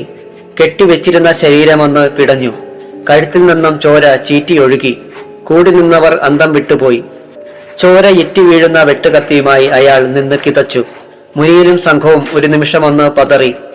പേടിക്കണ്ട, അടിയൻ ഇവിടെ തന്നെ ഉണ്ട്. തമ്പുരാൻ വന്നോട്ടെ. അവര് ഒരിക്കലും വിട്ടുവെച്ചത് അടിയൻ ചെയ്തേക്കണ്, അത്രേ ഉള്ളൂ. ഓടിയെത്തിയവർക്ക് ആളെ പിടികിട്ടി. പാടത്ത് പണിയെടുക്കണ ചിണ്ടൻ പുലയൻ. മുനിയൻ ചിണ്ടന്റെ മുഖത്തേക്ക് നോക്കി. നിങ്ങൾക്കറിയണ്ടേ ഈ ദുഷ്ടന്റെ തല എന്തിനു കൊയ്തതെന്ന്? എന്റെ ഒരേയൊരു മോനെ ഈ ദ്രോഹി കഴുത്തുവെട്ടി പുഴയിലെറിഞ്ഞു. എന്റെ കെട്ടിയോളെയും മൂത്ത പെണ്ണിനെയും ഇവന്മാര് കളപ്പുരയിൽ അടച്ചിട്ട് ബലാത്സംഗം ചെയ്ത്. പെണ്ണ് തൂങ്ങിച്ചത്തു. കെട്ടിയോള് കരഞ്ഞും പിഴിഞ്ഞും എപ്പോഴും ഉണ്ട്. അടിയന് അവളെ തള്ളാനൊക്കോ? കെട്ടിയോളായി പോയില്ലേ കീഴാളന്റെ തലവിധി. ഞങ്ങളുടെ ജാതിയിൽപ്പെട്ട എത്ര പെണ്ണുങ്ങളെയാ യവനും യവന്റെ കൂട്ടാളികളും ചേർന്ന് ഇല്ലാണ്ടാക്കിയിരിക്കണത്. 16 തികയണത് നോക്കിയിരിക്കും. പെറ്റ തള്ള തന്നെ കൊണ്ട് വിട്ടുകൊടുക്കണം അവന്മാരുടെ അറയില്. ആരും പുറത്ത് പറയൂല. പറഞ്ഞാ അന്നേരം തല പോവും. തന്തേന്റെ വയസ്സുള്ള തമ്പ്രാക്കന്മാർക്കൊപ്പം 8 പൊട്ടും തികയാത്ത പെങ്കൊച്ചുങ്ങള്. ഹോ, ചിലപ്പോ പണമായിട്ടായിരിക്കും അവറ്റകള് വലിച്ചെറിയണത്. ഇപ്പം എനിക്ക് പൊരുത്ത് സന്തോഷായി. തമ്പ്രാൻ വരുമ്പോ എന്റെ തലേങ്ങ് വെട്ടിക്കോട്ടെ, സങ്കടമില്ല. എന്നെവിടെ തന്നെ ഇരിക്കും. ഒരു തേങ്ങൽ പോലെ വൃദ്ധനായ ചിണ്ടൻ പുലയന്റെ വാക്കുകൾ വാർന്നു വീണു. മുനിയനും ഒപ്പമുള്ളവരും സ്തംഭിച്ചു നിന്ന് പോയി. ഇക്കഥയറിയാവുന്നവർ പരസ്പരം നോക്കി മൂകമായി. ഒരുത്തൻ പക വീട്ടിയിരിക്കണു. ഇങ്ങനെ എത്ര പേർ ഇക്കരയിൽ തന്നെയുണ്ട്. കാട്ടുതീ പോലെ ആ വാർത്ത പടർന്നു. കണ്ടംകുളത്ത് പിള്ളയുടെ തലവെട്ടി. കേട്ടവർ മൂക്കത്ത് വിരൽ വെച്ചു. ചിണ്ടൻ പുലയൻ കണക്ക് തീർത്തിരിക്കണു.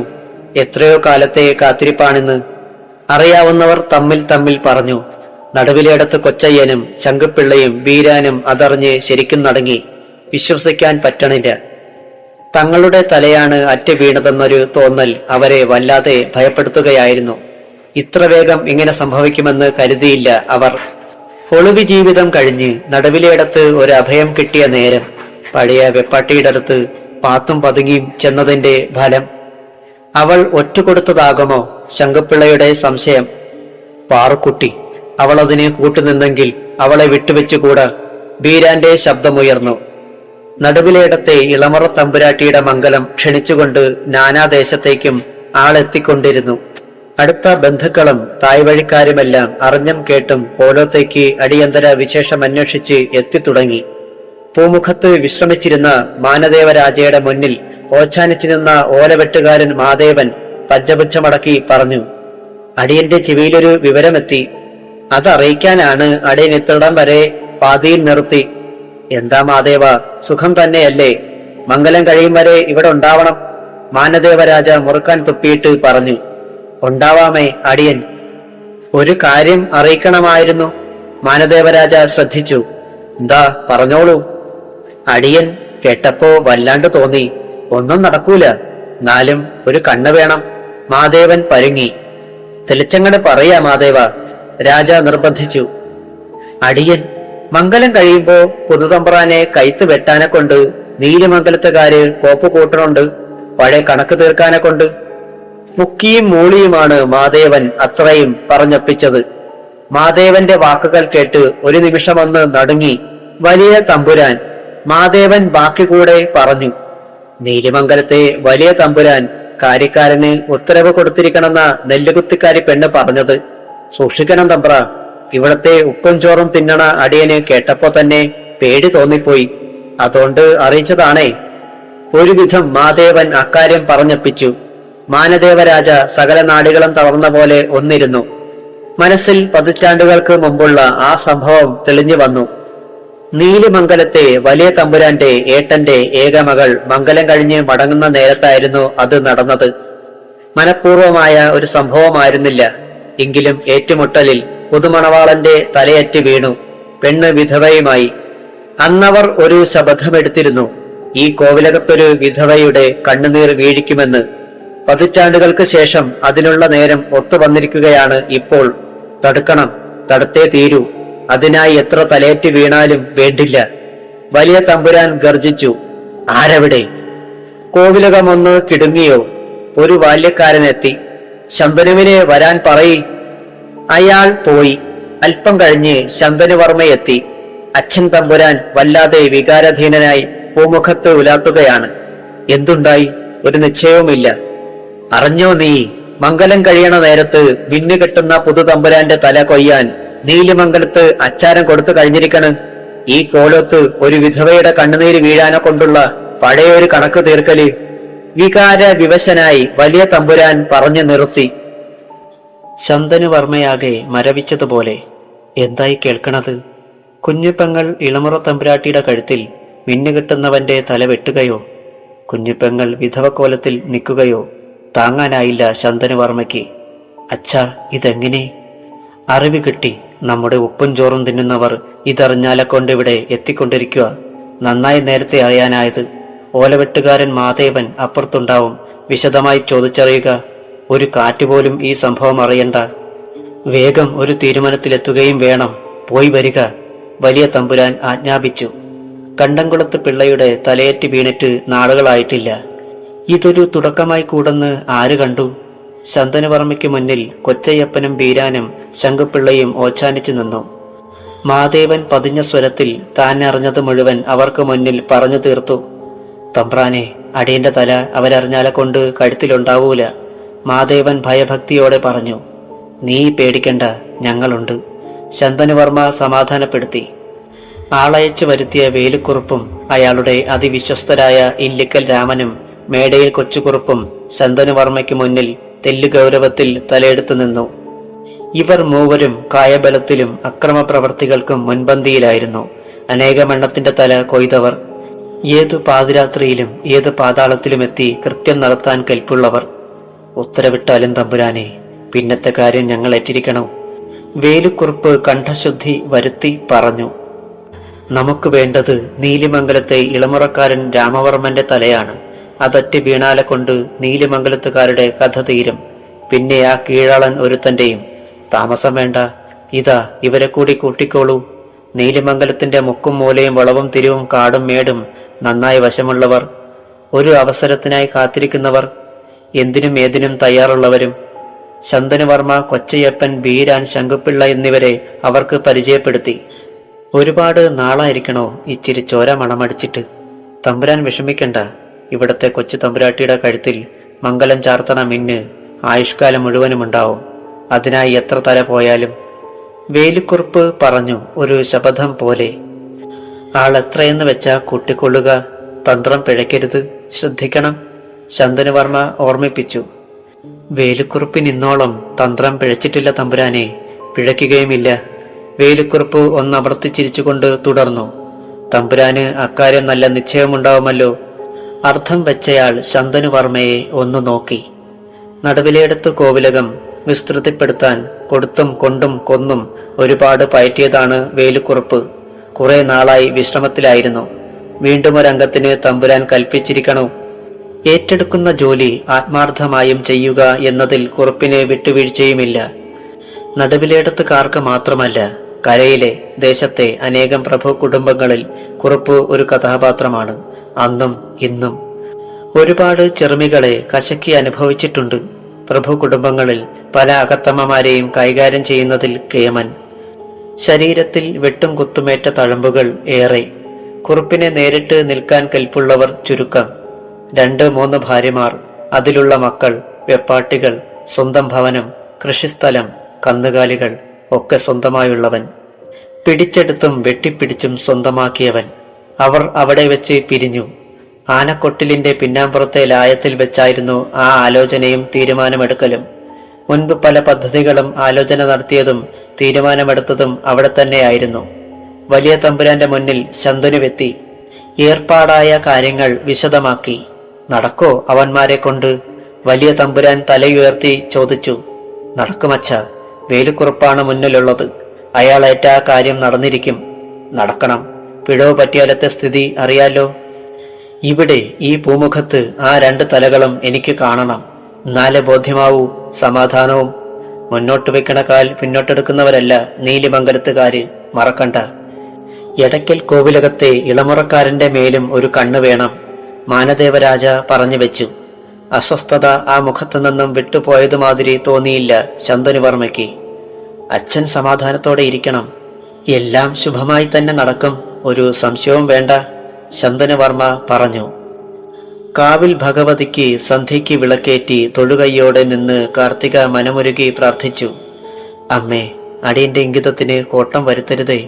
നീ മാത്രമാണ് എനിക്ക് തുണയായുള്ളത്. അരുതാത്തതൊന്നും ഞാൻ ആഗ്രഹിച്ചിട്ടില്ല. ഒരു മോഹം മാത്രമേ അടിയനുള്ളൂ. എന്റെ കൊച്ചു തമ്പുരാനാവണം എന്റെ കഴുത്തിൽ മിന്നു ചാർത്താനെ കൊണ്ട്. അടിയൻ നിനക്കൊരു കാണിക്ക തരുന്നുണ്ട്, വലിയൊരു കാണിക്ക.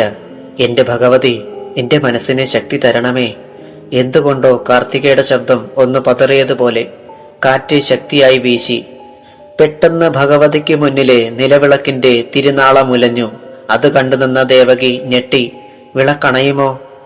പതിവുള്ളതല്ല ഇത്, മുമ്പൊരിക്കലും ഉണ്ടായിട്ടുള്ളതുമല്ല. ഭഗവതിക്ക് മുന്നിലെ വിളക്ക് അണയുകയോ? കാർത്തിക നടവാതിൽ വലിച്ചടച്ചു. കാറ്റടിച്ചു അതിശക്തിയായി. മഴയുടെ ലക്ഷണം കാണുന്നുണ്ട്. കാർത്തിക പെട്ടെന്ന് തിരിഞ്ഞ് ദേവകിയെ നോക്കി.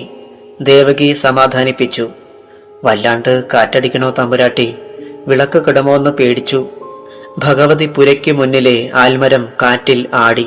ചില്ലകൾ ഒടിഞ്ഞു വീഴും പോലെ തോന്നി. അത്രയ്ക്കും ശക്തിയുള്ള കാറ്റ് വീശുകയായിരുന്നു. നമുക്ക് മടങ്ങാൻ തമ്പുരാട്ടി, മഴയെത്തും മുമ്പേ, ദേവകി പറഞ്ഞു. കാർത്തിക ആൽത്തറയുടെ അരികിൽ വന്നു നിന്നു. സർപ്പവിഗ്രഹങ്ങൾ എണ്ണക്കറ പുരണ്ട് മഞ്ഞളിന്റെയും കുങ്കുമത്തിന്റെയും നിറം പേറി നിൽക്കുന്നു. അവയ്ക്ക് ജീവൻ വയ്ക്കുകയും പരസ്പരം പണമുയർത്തി നിന്ന് പോരു നടത്തുകയും ചെയ്യുന്നത് പോലെ കാർത്തികയ്ക്ക് തോന്നി. മംഗലം കഴിഞ്ഞ് ഈ കോവിലകത്തിന്റെ പടിയിറങ്ങിയാൽ ആരാവും പിന്നെ അന്ത്യത്തിരി കത്തിക്കുക എന്നത് കാർത്തിക ഒരു നിമിഷം ഓർത്തതുപോലെ. ഒരു കൊള്ളിയാൻ മിന്നി. തുടർന്ന് ഭൂമി പിളർക്കുമാറുച്ചത്തിൽ ഇടിമുഴക്കം. പിന്നാലെ തുള്ളിക്കൊരുകുടമെന്ന നിലയിൽ കനത്ത മഴ. മഴയിൽ നനഞ്ഞുകൊണ്ടുതന്നെ കാർത്തികയും ദേവകിയും കോലത്തേക്കോടി. വീണ്ടും കൊള്ളിയാൻ, ഇടി, പേമാരി. പരിചാരകർ ഓലക്കുടയുമായി ഭഗവതിക്കാവിലേക്ക് കുതിച്ചു. അവർ കൊച്ചു തമ്പുരാട്ടിക്ക് കുട ചൂടി. നനഞ്ഞു കുതിർന്ന കാർത്തിക കുടയ്ക്കുള്ളിൽ കയറാൻ കൂട്ടാക്കിയില്ല. ആകെ നനയുമ്പോഴൊരു സുഖം. കുളിക്കടവിന്റെ കിളിവാതിലിലൂടെ അകത്ത് കടന്നു.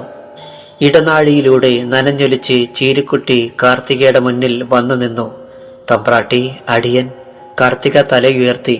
ചീരിക്കുട്ടി ഈ നേരത്ത് മഴയിൽ നനഞ്ഞ് മനസ്സൊന്നുലഞ്ഞു.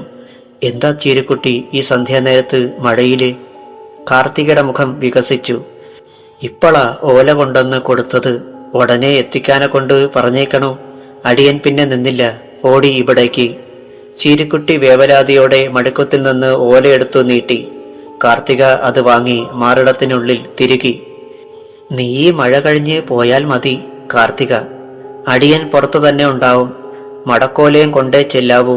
അമ്മച്ചി പുറം പണിക്ക് കൂടിയിട്ടുണ്ട്. ഞാള് ഒന്നായി പൊക്കോളാമേ. കാർത്തിക പരുങ്ങി. പിന്നെ പറഞ്ഞു, വേണ്ട ചീരു, പുലർച്ചെ വന്നോളൂ, കുറിമാനം തന്നേക്കാം. ഇപ്പോ മഴ കഴിഞ്ഞ് നീ കുടിയിലേക്ക് പൊയ്ക്കൊള്ളുക. വേലായെയും കൂട്ടി. ചീരുവിനെ നിർബന്ധിക്കാനായില്ല. പിന്നാലെ എത്തിയ ദേവകി ചീരുവിനെ കണ്ടു. ഭയപ്പാടോടെ നോക്കി. കാർത്തിക തമ്പുരാട്ടി നാലുകെട്ടിനുള്ളിലേക്ക് കയറി. അസമയത്ത് ചീരുവിനെ മറ്റാരെങ്കിലും കണ്ടിരിക്കുമോ എന്ന് ദേവകി ഭയന്നു. അടിയന്തരത്തിന് ശ്രമദാനത്തിനായി ധാരാളം പേർ കോലോത്ത് കൂടിയിട്ടുണ്ട്, ആണുങ്ങളും പെണ്ണുങ്ങളുമായി. കൂട്ടത്തിൽ ചീരുവിനെ മാത്രമായി ആരും ശ്രദ്ധിച്ചില്ല. വേലായിയും മറ്റും പുറംപണി പെണ്ണുങ്ങളുമെല്ലാം തന്നെ കോലോത്ത് കൂടിയിട്ട് ദിവസങ്ങളായി. കാർത്തിക അറയിലെത്തി. തല തുവർത്തി. നനഞ്ഞ വസ്ത്രം മാറ്റി. പൊന്നു തമ്പുരാന്റെ ഓലയെടുത്ത് എണ്ണവിളക്കിന് മുന്നിൽ പിടിച്ച് വായിച്ചു. ഓരോ അക്ഷരങ്ങളിലൂടെയും മിഴികളൊഴുകുമ്പോൾ മനസ്സിനുള്ളിൽ മറ്റൊരു കൊള്ളിയാനും വെള്ളിടിയും മുഴങ്ങുകയായിരുന്നു കാർത്തിക തങ്കച്ചിക്ക്. ഓല വായിച്ചു തീർന്നപ്പോൾ ദേഹമാകെ മരവിച്ചതുപോലെ കോരിത്തരിച്ചു പോയ നിമിഷം. കാൽപ്പെരുമാറ്റം കേട്ട് തിരിഞ്ഞു നോക്കി. ദേവകി തിടുക്കപ്പെട്ട് കയറി വന്നു. സമ്മതിച്ചിരിക്കണോ തമ്പുരാട്ടി? ആഹ്ലാദത്തോടെ രാമവർമ്മൻ തമ്പുരാൻ അപ്പുക്കുട്ടിയെ നോക്കി. അപ്പുക്കുട്ടിയുടെ മനസ്സിലും ഒരു ചിരിയെത്തി. ഏറ്റവും ഒടുവിലത്തെ വിദ്യയാണ് അരങ്ങേറാൻ പോകുന്നത്. അതുകൊണ്ട് തന്നെ അങ്ങേയറ്റത്തെ സൂക്ഷ്മത ആവശ്യവും. തലേന്നാളത്തെ പേമഴ ശമിച്ചു. ചെമ്പല്ലിപ്പുഴ ആ മഴ മുഴുവൻ ഏറ്റുവാങ്ങിയതുപോലെ ഈ കരകളം നിറഞ്ഞ് കലങ്ങിമറിഞ്ഞ് ചുഴികളുമായി മലവെള്ളം പാഞ്ഞൊഴുകി. ചീരുവിന്റെ കുടിയിൽ തലേന്ന് തന്നെ തമ്പടിച്ച കുറിച്ചൻ കോലനാണ് മടക്കോലയുമായി നീലിമംഗലത്ത് എത്തിയത്. കോലനും കുടുംബവും തന്നെ മലയിറങ്ങി വന്നിരുന്നു. മുനിയനെയും പണിയനെയും സഹായിക്കാൻ കുറിച്ചിപ്പട എന്തിനുമേതിനുമുള്ള ഒരുക്കത്തിൽ മലമടക്കിൽ കാത്തിരിക്കുകയാണ് ഒരു ഉത്തരവിന് വേണ്ടി. മംഗലത്തിന് ഇനി 5 നാളുകൾ മാത്രം. 5 രാവും 5 പകലും. കൊച്ചു തമ്പുരാന് നന്നേ ബോധ്യമായി. അപ്പുക്കുട്ടിയുടെ തീരുമാനം അനുസരിച്ച് ഓല കൊടുത്തു വിടുകയായിരുന്നു. എന്താവും തമ്പുരാട്ടിയുടെ ഇംഗിതമെന്നറിയാൻ. നാടറിയേ ദേശമറിയേ മാത്രമേ ഈ മംഗലം നടക്കാവൂ എന്ന പിടിവാശിയിൽ നിന്ന് ഒരൽപ്പം പിന്നോട്ടേക്ക് മാറിയ തീരുമാനം. ഒരു സന്ധി ഒരിക്കലും നടക്കാനിടയില്ല 2 കൂട്ടർക്കും. ആ മംഗലമങ്ങ് മുടങ്ങിയാലും സ്ഥിതിക്ക് മാറ്റമുണ്ടാവില്ല. മംഗലം മുടങ്ങിയാലും കൊച്ചു തമ്പുരാട്ടി കോലോത്ത് തന്നെ ബന്ധനസ്ഥനാവുകയുള്ളൂ. പകരമുള്ള കടുത്ത തീരുമാനം. മംഗലം കഴിഞ്ഞ് നാടറിയുക, പിന്നെ നേർക്കുനേർ ഒരു പോര്. ഉണ്ടാകാനും ഉണ്ടാകാതിരിക്കാനുമുള്ള സാധ്യത. രണ്ടായാലും നേരിടാനുള്ള കൗശലം. അപ്പുക്കുട്ടിയുടെ ആശയം കേട്ട് ആദ്യമൊന്ന് സംശയിച്ചു. ക്ഷത്രിയ രക്തത്തിന് ചേരുന്നതാണോ അത്? പുലിക്കുട്ടിയെ പുലിമടയിൽ ചെന്ന് സ്വന്തമാക്കുക ക്ഷത്രിയന് ചേർന്നതല്ലേ?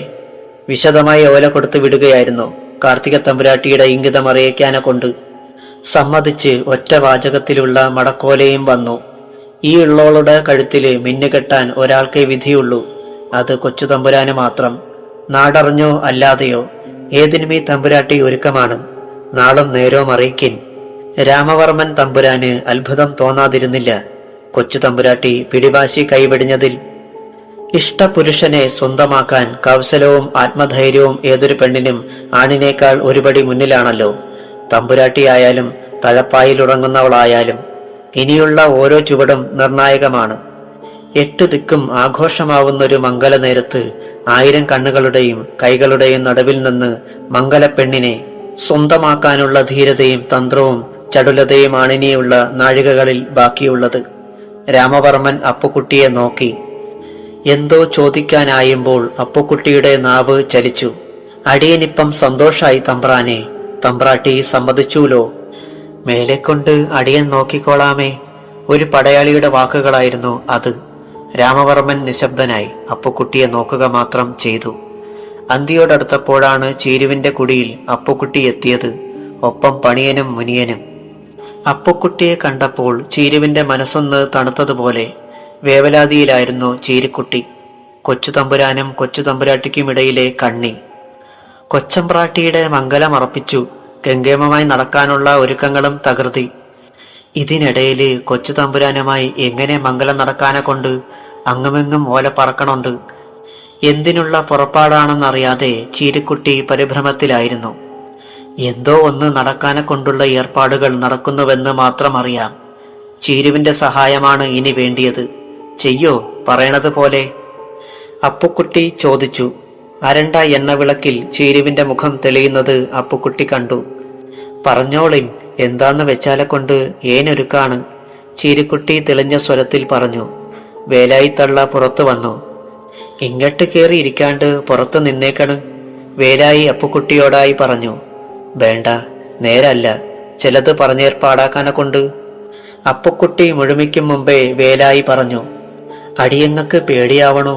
എന്തെല്ലാം നടക്കാനെ കൊണ്ട് പോവാണോ? കൊലദൈവങ്ങളെ, എത്ര തലയേറ്റ് വീഴാൻ പോണോ എന്തോ? അപ്പുക്കുട്ടി സമാധാനിപ്പിക്കും പോലെ പറഞ്ഞു. ഒന്നും ഉണ്ടാവൂല, ആരുടെ തലയും പോവാണ്ട് നോക്കിക്കൊള്ളാം. നിങ്ങള് ഞങ്ങൾക്കൊപ്പം കൂടിക്കൊണ്ടാ മതി. തല പോയാലും ഞങ്ങൾ കൂടുണ്ടാവും, അതുറപ്പാണേ, ചീരിക്കുട്ടി പറഞ്ഞു. അപ്പുക്കുട്ടി ഏതാനും വാക്കുകളിൽ അത് പറഞ്ഞു. മലയിറങ്ങി വരണ കുറിച്ചിക്കാർക്ക് തങ്ങാനൊരിടം വേണം. അതുങ്ങളെ കോലത്തെ പുറം പണിക്കും അകം പണിക്കും കൂട്ടണം. ആൾ തിരക്ക് കാരണം ആർക്കും സംശയം ഉണ്ടാവൂല. പിന്നെയെല്ലാം അവര് നോക്കിക്കൊള്ളും. മതം പിടിച്ച കാട്ടുകൊമ്പനെ വരുതിയിലാക്കണവരാ. മനുഷ്യരെ അവർക്ക് പേടിയുണ്ടാവൂല. എല്ലാം മംഗളമായി നടന്നോളും. അത് കേട്ട് ചീരു ഒന്ന് അന്താളിച്ചു. എന്നാലും പറഞ്ഞു, അത് ഞങ്ങൾ ഏറ്റിരിക്കണോ? അത്രയും മതി. അപ്പുക്കുട്ടി തിരിഞ്ഞു നടന്നു. ഒപ്പം അറിയാതെ ചീരുവും. മുറ്റം കഴിഞ്ഞ് വെട്ടുവഴിയിലിറങ്ങുമ്പോൾ അപ്പുക്കുട്ടി ഒന്നു നിന്ന് തിരിഞ്ഞു നോക്കി. അരണ്ട നാട്ടുവെളിച്ചത്തിൽ 2 തിളങ്ങുന്ന കണ്ണുകൾ കണ്ടു. എപ്പോഴാ ഇനി കാണണ്ടേ? ഒരുപാട് പറയണമെന്നുണ്ടായിരുന്നു. ചീരുവിന്റെ ശബ്ദത്തിനൊരു നനവോ. ഏന് അറിയാം, ഇഷ്ടവുമാണ് പെരുത്ത്. എപ്പോഴാ തല കഴുത്തിന്ന് പോണതെന്നറിയാത്ത ഏൻ എന്ത് പറയാനെ കൊണ്ട്? വിധിന്ന് ഒന്നുണ്ടെങ്കിൽ നമ്മൾ ഇനിയും കാണും, തീർച്ച. അപ്പുക്കുട്ടി നടന്നു. ചീരു പിടയുന്ന മനസ്സുമായി അങ്ങനെ തന്നെ നിന്നുപോയി. നീലിമംഗലം കോവിലകത്തെ വലിയ തമ്പുരാൻ നരസിംഹവർമ്മ അമർഷത്തോടെ നിലത്തമർത്തി ചവിട്ടി ഉലാത്തുകയാണ്. മൂത്തവൻ ജയദേവൻ തമ്പുരാനും നേരിളയവൻ ജ്ഞാനദേവൻ തമ്പുരാനും അമ്മ ഭാഗീരഥി തമ്പുരാട്ടിയും പൂമുഖത്തുണ്ട്. നേര് തന്നെയാണോ ഈ കേൾക്കണത്? തമ്പുരാൻ ജയദേവനെ നോക്കി. അതേച്ഛ, തേവലക്കര കോലത്തുനിന്ന് വന്നറിയിച്ചതാണേ. ജയദേവൻ വിനയത്തോടെ അറിയിച്ചു. ഓഹോ, എന്നാലിത് അവരുടെ കൃത്രിമം തന്നെ, സംശയമില്ല. നടുവിലെടുത്തുകാരുടെ, അല്ലാണ്ട് തരമില്ല. നമ്മുടെ ഓരോ നീക്കത്തിനും അവര് തടയിടുകയാണ്. ഇനിയും വെച്ച് പുറപ്പിച്ചാലെ കൊണ്ട് ഈ കോലത്ത് ആൺതരിയുണ്ടായിട്ടെന്ത് പ്രയോജനം? ഒരിക്കൽ ഉറയിലിട്ട വാൾ നാം തന്നെ വീണ്ടും പുറത്തെടുക്കണോ? വലിയ തമ്പുരാന്റെ രക്തം തിളച്ചു. ശബ്ദത്തിന് വാളിന്റെ മൂർച്ച. കണ്ണുകൾ ചുവന്നുരുണ്ടു. ജയദേവനും ജ്ഞാനദേവനും തമ്മിലൊന്ന് നോക്കി. അമ്മ രണ്ടാൺമക്കളെയും മാറി മാറി ശ്രദ്ധിച്ചു. പിന്നെ വലിയ തമ്പുരാനെയും. ഉള്ളുന്ന കാളി. വർഷങ്ങൾക്ക് മുമ്പ് മംഗലം കഴിഞ്ഞെത്തിയ 3-ാം നാൾ കോലത്തെ പടിപ്പുരയ്ക്ക് മുന്നിൽ 3 പേരുടെ തല ഒറ്റ വീശിൽ അരിഞ്ഞു വീഴ്ത്തി ചോരപുരണ്ട ശരീരവുമായി നിന്ന അച്ഛൻ തമ്പുരാന്റെ രൂപം മനസ്സിൽ മിന്നിമറഞ്ഞു. അത് തുടക്കമായിരുന്നല്ലോ. പിന്നീടിങ്ങോട്ട് എത്ര പേരുടെ തലയാണ് ആ വാൾ തലക്കിരയായതും ചെമ്പല്ലിക്കയത്തിൽ വലിച്ചെറിയപ്പെട്ടതും. നാടും ദേശവും കരയുമെല്ലാം നടുങ്ങുന്ന കരുത്തനായ വലിയ തമ്പുരാന്റെ രൂപം. ന്യായവും അന്യായവുമെല്ലാം ആ വാൾമുനയിൽ അരിഞ്ഞു വീഴ്ത്തപ്പെട്ടിരുന്നു. ഓർമ്മചിത്രങ്ങളിലൂടെ ശരിക്കുമൊരു നാടുവാഴി തമ്പുരാന്റെ വിശ്വരൂപം മനസ്സിലൊരു വട്ടം കൂടി തെളിഞ്ഞു. ആ വാൾ വീണ്ടും പുറത്തെടുക്കണമോ എന്നാണ് ചോദിച്ചിരിക്കണത്. പുറത്തെടുത്താൽ ചോര പുരളാതെ ഉറയിൽ വെച്ചിട്ടില്ലാത്ത വാൾ. പരമ്പരയായി അച്ഛനപ്പന്മാരിലൂടെ കൈമറിഞ്ഞെത്തിയ വാൾ. വേണ്ട, ആ വാളിനെ അച്ഛൻ തമ്പുരാൻ കയ്യിലെടുക്കേണ്ട. ശബ്ദം കേട്ട് എല്ലാവരും തലയുയർത്തി. രാമവർമ്മൻ തമ്പുരാനായിരുന്നു അത് പറഞ്ഞ് പൂമുഖത്തെത്തിയത്. അറിഞ്ഞില്ലേ നീ ലേ? നിന്റെ മംഗലം മുടക്കിയിരിക്കണോ നടുവിലെടുത്തുകാര്? തേവലശ്ശേരി കോലോത്തെ ജ്യോതിഷിയെ പേടിപ്പിച്ച് നീലിമംഗലം കോലോത്തെ ഇളമറ തമ്പുരാന് മംഗലം വാഴില്ലാന്ന് പറയിപ്പിച്ച് ആ ആലോചന മുടക്കിയിരിക്കണോ? ഇതറിഞ്ഞിട്ടും കൂടി മിണ്ടായിരിക്കുക നീലിമംഗലംകാര്. അച്ഛൻ തമ്പുരാന്റെ വാക്കുകൾ കേട്ട് രാമവർമ്മൻ ശരിക്കും ഞെട്ടി. തീരെ പ്രതീക്ഷിച്ചതായിരുന്നില്ല ഇത്. ആകെയൊന്ന് പകച്ചു.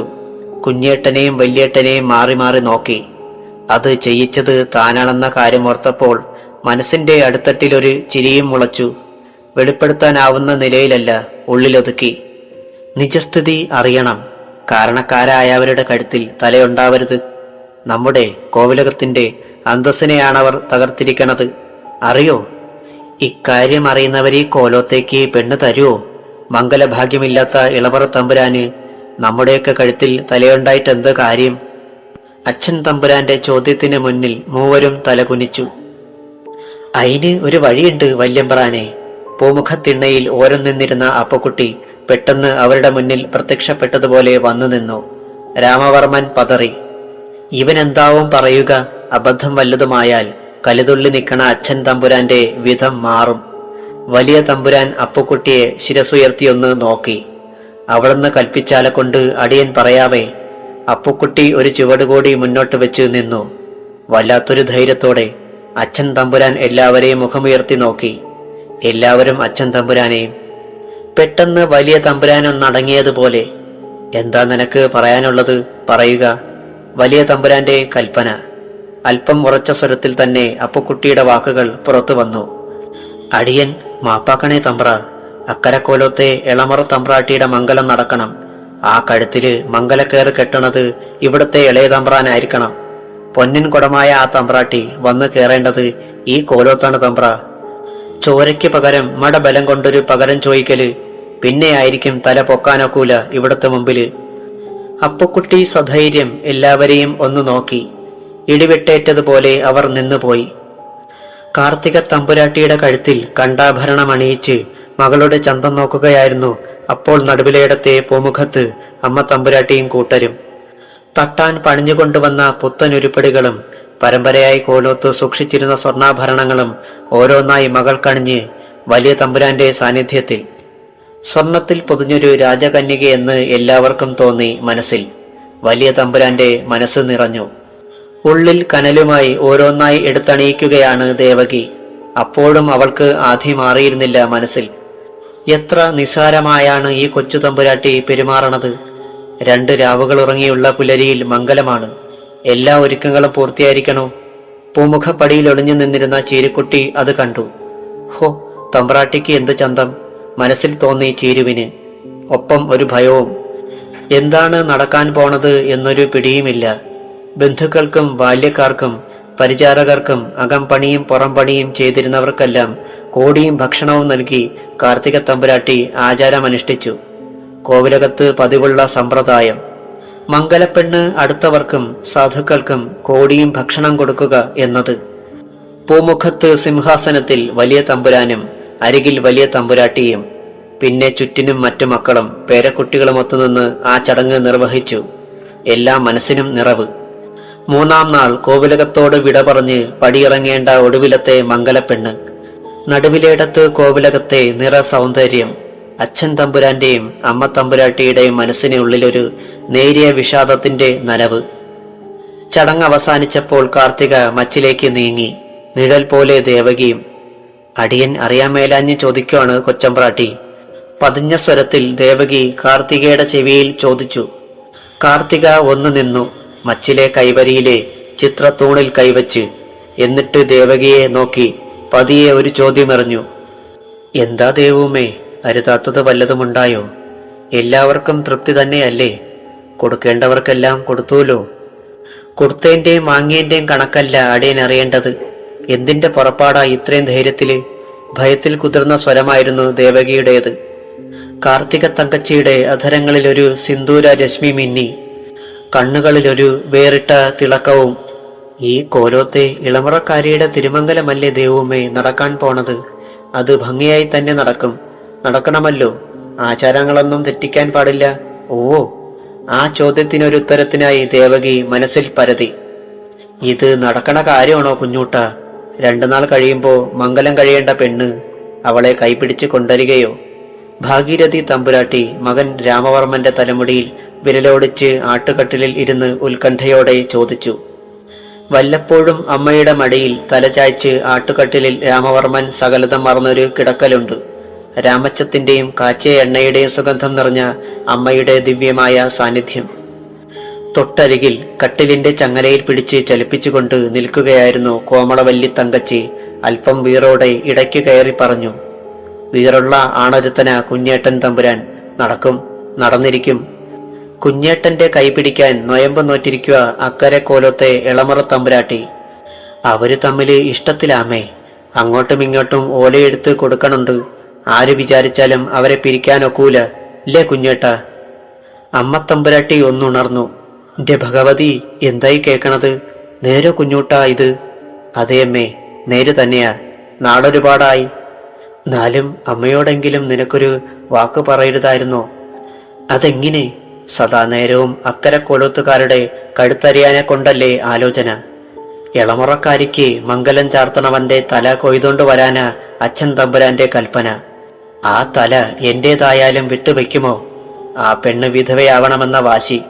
10 ആണ്ടുകൾക്ക് മുമ്പുള്ള പ്രതികാരം തീർക്കാനെ കൊണ്ട് രാമവർമ്മൻ അറിയാതത്രയും പറഞ്ഞു പോയതാണ്. അമ്മയ്ക്കറിയോ, ഇളമുറക്കാരി ചില്ലറക്കാരിയൊന്നുമല്ല. 4 ആണിന്റെ കരുത്തും വീറും കൊണ്ടവളാ. ഏത് കൊമ്പനെയും മുട്ടുകുത്തിക്കും. അതുപോലെ തന്നെ സ്നേഹവും ദയവും. കൊല്ലിനും കൊലയ്ക്കും എതിരി. രാജകുമാരിയാണമ്മേ ഇളമുറക്കാരി. ഇക്കോലോത്ത് ആ രാജകുമാരി കാലുകുത്തി അലകൊണ്ട് സകല ഐശ്വര്യങ്ങളും നിറഞ്ഞു നിൽക്കും. അച്ഛൻ തമ്പുരാന്റെ മനസ്സിലൂടെ അതൊന്നു കേറണം. കിട്ടിയ അവസരം കോമളവല്ലി തങ്കച്ചി ശരിക്കും അങ്ങ് ഉപയോഗിക്കുകയായിരുന്നു. 4 8 ദിക്കും അറിയിച്ച് ദേശമാകെ ഉത്സവമാക്കാനുള്ള ഈ കോലോത്തെ ഇളമുറക്കാരന്റെ മംഗലം മാലോകരറിയാണ്ട് നടക്കേണ്ടതാണോ?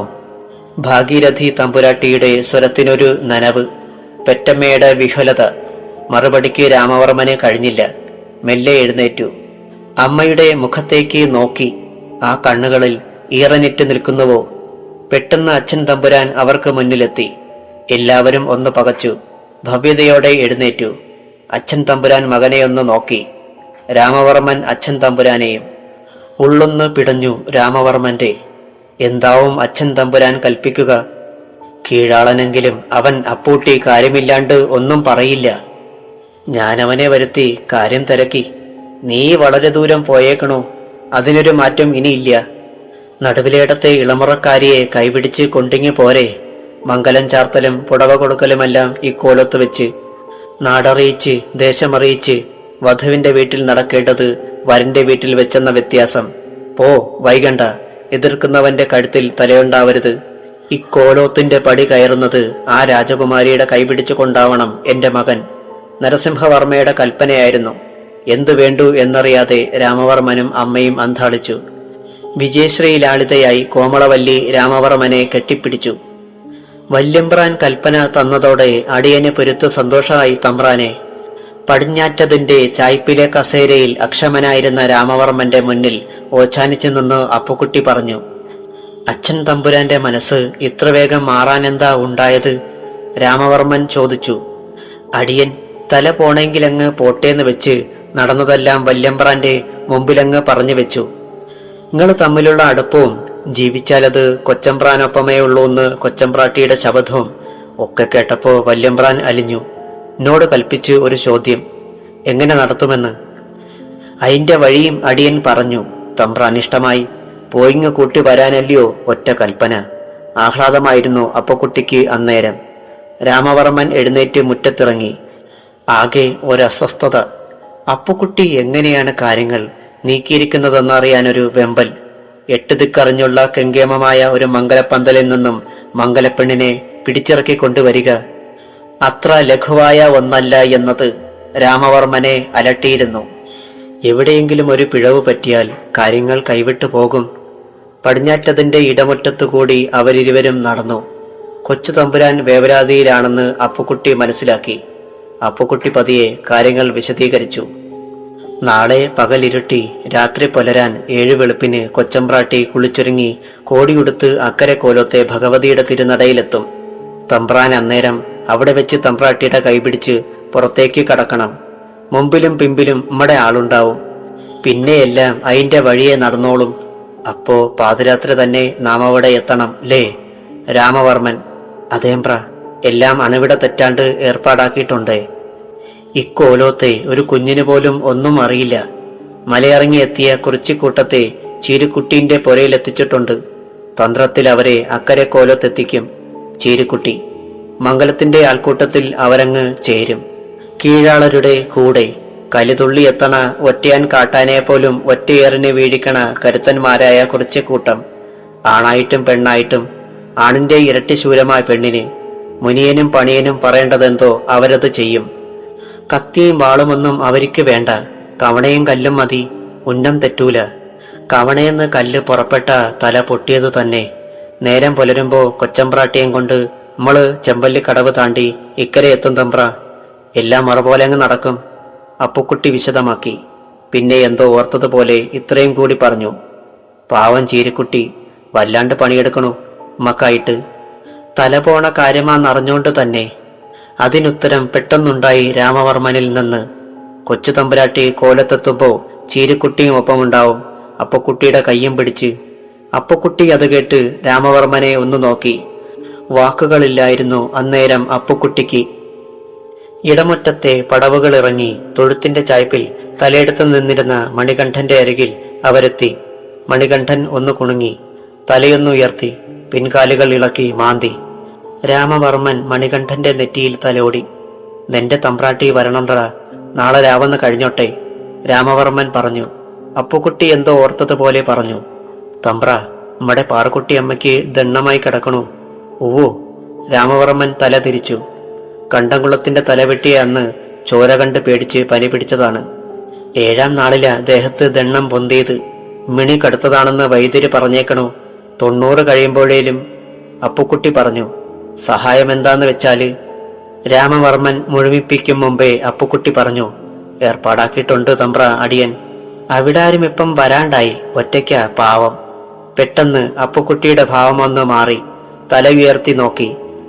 കാലിത്തൊഴുത്തിന്റെ വശത്തുകൂടി ഒരു പണിക്കാരൻ പതുങ്ങി പതുങ്ങി നീങ്ങുന്നത് കണ്ടു. ഏയ്, ആരാത്?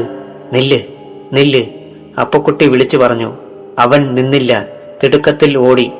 തമ്പ്ര, ഒറ്റനാ അവൻ, വിട്ടൂടാ, പിടിക്കണം. അപ്പുക്കുട്ടി ഇടക്കെട്ട് ചാടിക്കുതിച്ച് പറമ്പിലേക്ക് ചാടി. രാമവർമ്മൻ വിളിച്ചു പറഞ്ഞു. പിടിച്ചു കെട്ടവനെ. ശബ്ദം കേട്ട് പണിക്കാരും ഭൃത്യന്മാരും പിന്നാലെ കുതിച്ചു. അപ്പുക്കുട്ടി അരയിൽ നിന്നും കത്തിയെടുത്ത് ഉന്നം നോക്കി എറിഞ്ഞു. അവൻ ഒഴിഞ്ഞു മാറി. പറമ്പിലൂടെ പണയിലൂടെ കണ്ടം ചാടി. വാഴത്തോപ്പിലൂടെ അതിവേഗമോടി മറഞ്ഞു. അപ്പുക്കുട്ടി പിന്നാലെ എത്തി. തൊട്ടു തൊട്ടില്ല എന്ന നിലയിലെത്തിയതും അവൻ നാറ്റുവരമ്പിലേക്ക് കയറി വരമ്പിലൂടെ ഓടി ചെമ്പല്ലിപ്പുഴയുടെ കൈവഴി തോട്ടിൽ ചാടി മുക്കിളിയിട്ട് മറഞ്ഞു. വീതി കുറഞ്ഞതാണെങ്കിലും ആഴവും ചുഴിയുമുള്ളതാണ് കൈതോട്. തമ്പുരാൻ മലയടി വാരത്താണ് അത് ചെന്ന് ചെമ്പല്ലിപ്പുഴയിൽ ചേരുന്നത്. അപ്പുക്കുട്ടിക്കൊപ്പമെത്തിയ പണിക്കാരും അഭ്യാസികളും ഒരേ സ്വരത്തിൽ ചോദിച്ചു. കക്കാൻ വന്നവനാവുമോ? ഒറ്റനായിരിക്കും, അപ്പുക്കുട്ടി സ്വയമെന്നോണം പറഞ്ഞു. രാമവർമ്മൻ കലിതുള്ളിയെത്തി. കടന്നോ അവൻ? ആരാന്നറിയോ? രാമവർമ്മൻ ചോദിച്ചു കിതപ്പോടെ. അറിയില്ല തമ്പ്ര, ഒറ്റുകാരൻ തന്നെ, സംശയമില്ല, അപ്പുക്കുട്ടി. വാ, തമ്പുരാൻ കടവിലെത്താം. അവനവിടെ പൊന്താണ്ടിരിക്കില്ല. നീലിമംഗലത്ത് ഒരു ഒറ്റുകാരനോ? പിടിക്കണം അവനെ, കെട്ടിവരിഞ്ഞ് കോലോത്തെ മുറ്റത്തെത്തിക്കണം. രാമവർമ്മൻ പുലമ്പി. നിന്നില്ല. സകലതും മറന്നുകൊണ്ടുള്ള ഓട്ടമായിരുന്നു. പിന്നാലെ പണിക്കാരും മറ്റുള്ളവരും. തമ്പുരാൻ മലയുടെ അടിവാരത്തെ മാടൻ നടയിൽ ചെന്ന് രാമവർമ്മൻ കിതപ്പോടെ നിന്നു. അല്പം പടിഞ്ഞാറ് മാറിയാണ് ചെമ്പല്ലിപ്പുഴയിൽ കൈവഴി തോട് വന്ന് ചേരുന്ന ഇടം. രാമവർമ്മനൊപ്പം അപ്പുക്കുട്ടിയും മറ്റുള്ളവരുമെത്തി.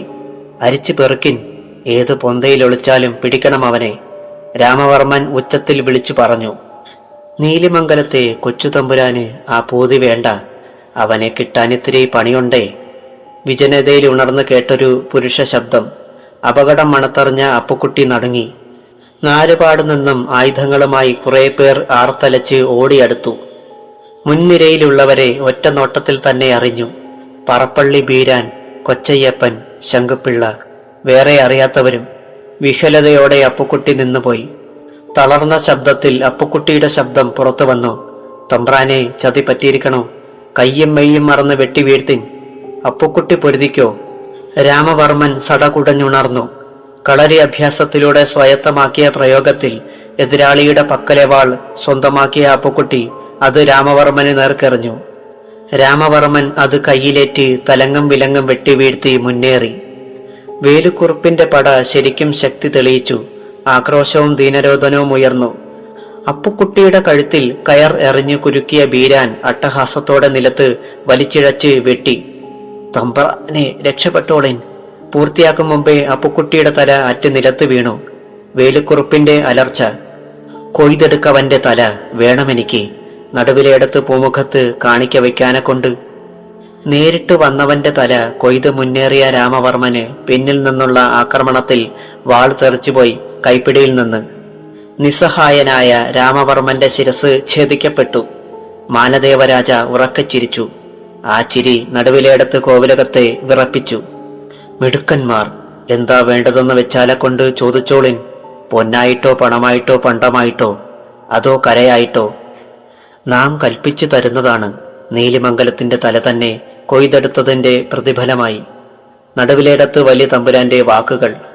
പൂമുഖപ്പടിയിൽ രാമവർമ്മന്റെയും അപ്പുക്കുട്ടിയുടെയും ശിരസുകൾ പച്ച ഓലക്കൂടയിൽ വെച്ച് വേലുക്കുറുപ്പും ബീരാനും കുറുപ്പിന്റെ കയ്യാളിൽ ഒരാളും തലയുയർത്തി നിന്നു.